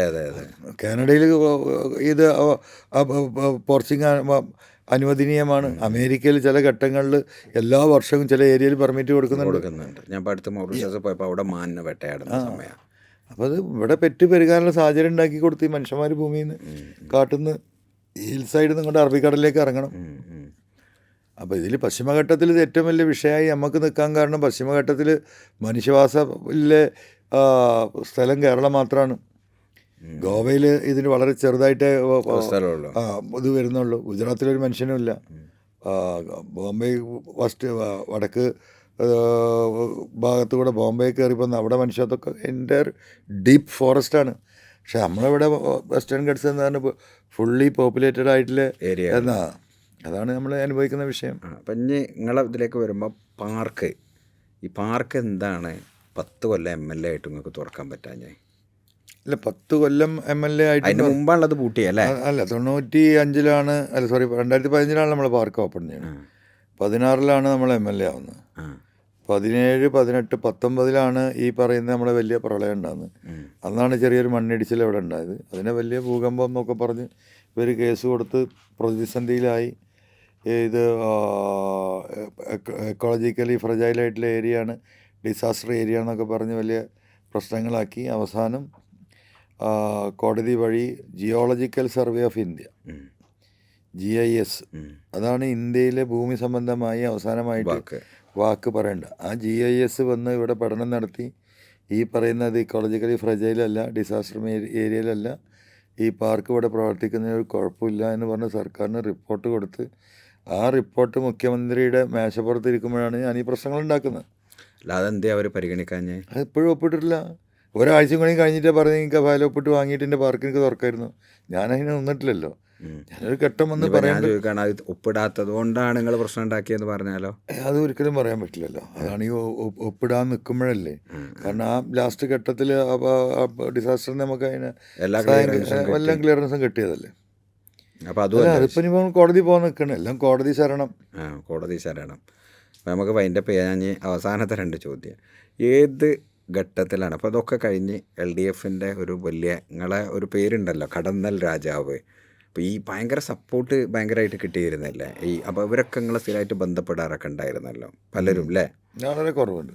വളരെ കുറവാണ്. ഈ ഉള്ളിലുള്ള ഇതല്ല പുറത്ത് കാണുന്നത് അല്ലേ? അല്ല, പുറത്ത് കാണുന്നതല്ല ഉള്ളിൽ. ഞാൻ അന്നും നമ്മളിപ്പോൾ ഒരു പോസ്റ്റ് എഴുതി കഴിഞ്ഞാൽ ചിലപ്പോൾ നമ്മളിപ്പോൾ പൂർണ്ണമായിട്ടും നമ്മളായിട്ട് ഡിസ്കസ് ചെയ്തിട്ടില്ല ചില എന്താ പറയുക പൊളിറ്റിക്കലി സീരിയസ് ആയിട്ടുള്ള മാറ്റേഴ്സ് നമ്മൾ പറയാതെ എഴുതരുത്. ഞാൻ എൻ്റെ ഒപ്പീനിയൻ എടുത്തിട്ടേ വേണ്ട. ജനറലി സംഗതി എഴുതി പോകുമല്ലോ, അപ്പോൾ അഡ്മിൻസ് എഴുതി പോകും. അപ്പം അതെന്ന് വിചാരിച്ച് നമ്മളതിൻ്റെ ഉത്തരവാദിത്തത്തിൽ നിന്ന് ഒഴിവാക്കാറില്ല. അപ്പോൾ സ്വാഭാവികമായിട്ടും എന്താ പറയുക അതിൻ്റെ കമൻസ് ഇത് ഞാൻ ഇപ്പോഴും വായിക്കല്ല അപ്പോഴും വായിക്കല്ല. നമ്മൾ എഴുതിയ എന്താണ് അതാണ് നമ്മളെ സ്റ്റാൻഡ്, അതിൽ നിൽക്കില്ല. അതിൻ്റെ അടിയിൽ എഴുതുന്ന അടിക്കുറിപ്പുകൾ ഗുണമായാലും ദോഷമായാലും എന്നെ ബാധിക്കാറില്ല. ഞാൻ കൂടെ നിൽക്കുന്നവർക്കൊക്കെ ഭയങ്കര പ്രശ്നമാണല്ലോ, ട്രോളിന് അതാക്കുന്ന എന്തിനാ മൈൻഡ് ചെയ്യണം ചോദിക്കും ഞാൻ. Who case? CPM ആയിരിക്കുന്ന സമയത്ത് ലീഗ് ലീഡർഷിപ്പായിട്ട് അത് ചോദിക്കാൻ കാരണമുണ്ട്. ഇപ്പോൾ ലീഗാണ് നിങ്ങൾക്ക് വേണ്ടി ഭയങ്കരമായിട്ട് നിൽക്കുന്നത്. ലീഗ് ലീഡർഷിപ്പായിട്ടുള്ള ബന്ധം എങ്ങനെയായിരുന്നു? ഞാനിപ്പോൾ ഇതിലൊക്കെ ഇപ്പോഴും എന്താ ഇപ്പോൾ ഈ 30 കൊല്ലമായി, അല്ലെങ്കിൽ 2021 ഞാൻ വിട്ടത്, അല്ല 2024 വിട്ട്, അല്ല ഇപ്പോൾ വിട്ടത് അല്ല, കോൺഗ്രസ് നിന്ന് പോരുന്നത് 2014. 2011 ഞാൻ മത്സരിച്ചു. 2001 അതായത് 2004 2005 DS. 20 കൊല്ലമായില്ല കോൺഗ്രസ് വിട്ടിട്ട്. എന്താ ഈ രമേശ് ചെന്നിത്തലയായിട്ടുള്ള എൻ്റെ ബന്ധം? എന്താണ് സുധാകരനായിട്ടുള്ള ബന്ധം? എന്താണ് കെ മുരളീധരനായിട്ടുള്ള ബന്ധം എന്ന് പറഞ്ഞാൽ നമ്മളൊന്നും ഈ പേഴ്സണൽ റിലേഷൻ ഒന്നും വിട്ടിട്ടില്ല. ഇപ്പോൾ ഞാൻ CPMൻ്റെ പുറത്താണ്. ആരൊക്കെ ആയിട്ട് എനിക്ക് ബന്ധമുണ്ട്? CPM അതിപ്പോൾ പറയണ്ടല്ലോ. എല്ലാം അന്ന് എനിക്ക് ആരൊക്കെ ആയിട്ട് ബന്ധമുണ്ടായിരുന്നു. ആളുകളായിട്ടൊക്കെ ഇപ്പോഴും എനിക്ക് ബന്ധമുണ്ട്. വിജയരാഘവനായിട്ട് ബന്ധമുണ്ട്. എല്ലാവരുമായിട്ട് ബന്ധമുണ്ട്. എന്താ നമ്മൾ ബന്ധം മുറിക്കേണ്ട കാര്യം? ഞാൻ പറഞ്ഞു വരുന്നത്, അപ്പം നമ്മളത് മാറിയെന്ന് വിചാരിച്ച് ഈ നമ്മൾ പറയുന്നത് നമ്മളെ കാര്യത്തിനല്ലല്ലോ, നമ്മുടെ ഒരു രാഷ്ട്രീയമല്ലേ പറയുന്നത്. അതിൽ വ്യക്തിബന്ധങ്ങൾക്ക് അതിൽ തടസ്സമാവേണ്ട കാര്യമില്ലല്ലോ. ഇവിടെ ഇപ്പോൾ പിണറായി ആയിട്ടുള്ള പ്രശ്നം വരുന്നവിടെ അദ്ദേഹം എന്നെ കള്ളനാക്കാനല്ല നോക്കിയത്. ഈ കള്ളക്കടത്തുകാരുടെ പിന്നിൽ ഞാനാണ് എന്ന് പറയാതെ പറഞ്ഞിട്ട് ഈ സമൂഹത്തിന് മുമ്പ് എന്നെ കള്ളക്കടത്തുകാരനാക്കുക, അവിടെയാണല്ലേ വിഷയം വരുന്നത്. അല്ല എന്ത് പ്രതിരോധം? അങ്ങനെയാണെങ്കിൽ ഈ നിമിഷം വരെ ഒരു സ്റ്റാൻഡ് ഒരു കേസെടുക്കാൻ എന്തുകൊണ്ട് കഴിയാൻ പ്രതിരോധിക്കുന്നത് എങ്ങനെയാ നിങ്ങൾക്ക് അറിയോ? ഞങ്ങൾക്ക് ആഫ്രിക്കയിൽ സ്വർണ്ണഖനിയുണ്ട്, നിങ്ങളിപ്പോൾ ദുബായിലെത്തിക്കുന്നുണ്ട്. ആ ദുബായിൽ നിന്ന് ഇങ്ങോട്ട് ഇറക്കാൻ മുഖ്യമന്ത്രിയും റിയാസും എതിര് നിന്നു. അതാണ് അൻവറിന്റെ പ്രശ്നം എന്നാണ്. നല്ല കാര്യമാണ്. അതൊക്കെ മനസ്സിലാക്കുന്ന വിശ്വസിക്കുന്ന ഒരു കാലം ഉണ്ടായിരുന്നു. ആ കാലം കഴിഞ്ഞു. ആ കാലം കഴിഞ്ഞതിന് തെളിവല്ല നിലമ്പൂര്. പിണറായി പറയുന്നതാണോ റിയാസ് പറയുന്നതാണോ PV അൻവർ പറയുന്നതാണോ സഖാക്കൾ അംഗീകരിച്ചത്? അതാണ് നിലമ്പൂരിൻ്റെ വളരെ ക്ലിയർ അല്ലേ? അത്രേ ഉള്ളൂ. പറയുന്നവർക്കെന്തും പറയാന്ന്. നമ്മൾ അപ്പം ഇനി പിണറായിയോട് തെറ്റുന്ന എക്സാക്റ്റ് സാഹചര്യം എന്താ? എന്നെ കള്ളനാക്കിയ ദിവസം. അതുവരെ പ്രതീക്ഷ അതുവരെ ഞാൻ ഫൈറ്റ് ചെയ്ത് ശശിക്കെതിരെയും ഈ പറയുന്ന അജിത് കുമാറിനെതിരെ. ശശിക്കെതിരെയൊക്കെ നിങ്ങൾ മൂപ്പരടുത്ത് പോയി പറഞ്ഞിട്ടില്ലേ? പറഞ്ഞിട്ടുണ്ടല്ലോ. അപ്പം മൂപ്പര പ്രതികരണം എന്തായിരുന്നു? എല്ലാം കേട്ടിരുന്നു. മൂപ്പര മുഖത്തുനിന്ന് നിങ്ങൾക്ക് കിട്ടുന്നില്ല എന്താണ് എന്ന്. എന്നിട്ട് പിന്നെ അത് കഴിഞ്ഞ് പിന്നെ ഇപ്പോൾ ഈ റിയാസിനോട് എന്തത്ര ദേഷ്യം? അല്ല, റിയാസ് അല്ലേ ഈ സിസ്റ്റം മുഴുവൻ തകർത്തത്. കമ്മ്യൂണിസ്റ്റ് പാർട്ടിയുടെ സിസ്റ്റം തകർത്ത വ്യക്തിയാണത്. അതാണ് നിങ്ങളെ പ്രശ്നം. എനിക്ക് വ്യക്തിപരമായിട്ട് എന്താ പ്രശ്നം? ഒരു പ്രശ്നമില്ല. ഈ കമ്മ്യൂണിസ്റ്റ് പാർട്ടിയുടെ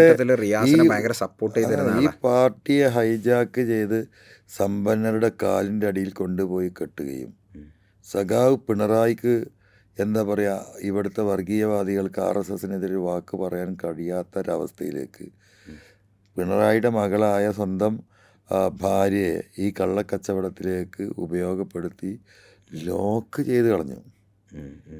എന്താണ് RSSനെതിരെ നിലപാട് സ്വീകരിക്കാൻ? കേന്ദ്ര ഏജൻസികൾ ഇത് മുഴുവൻ കണ്ടെത്തിയിട്ടുണ്ട്.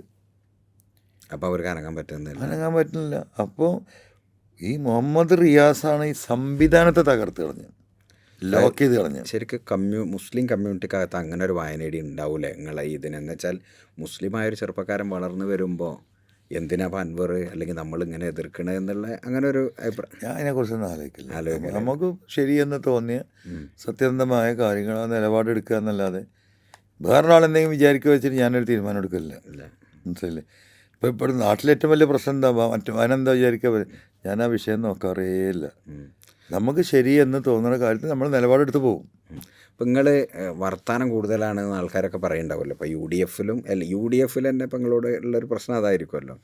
അതിനെക്കുറിച്ച് എന്താ അഭിപ്രായം? എന്താണ് ഈ വർത്തമാനം പറയുന്നത്? എന്തിനെ കുറിച്ചാണ് പറയുന്നത്? ഇപ്പം നിങ്ങൾ എന്തുണ്ടായാലും പ്രതികരിക്കും. അപ്പോൾ പ്രതികരിക്കുന്ന എന്താ? ജനങ്ങളുമായി ബന്ധപ്പെട്ട വിഷയത്തിലല്ലേ? അതെ അല്ലേ?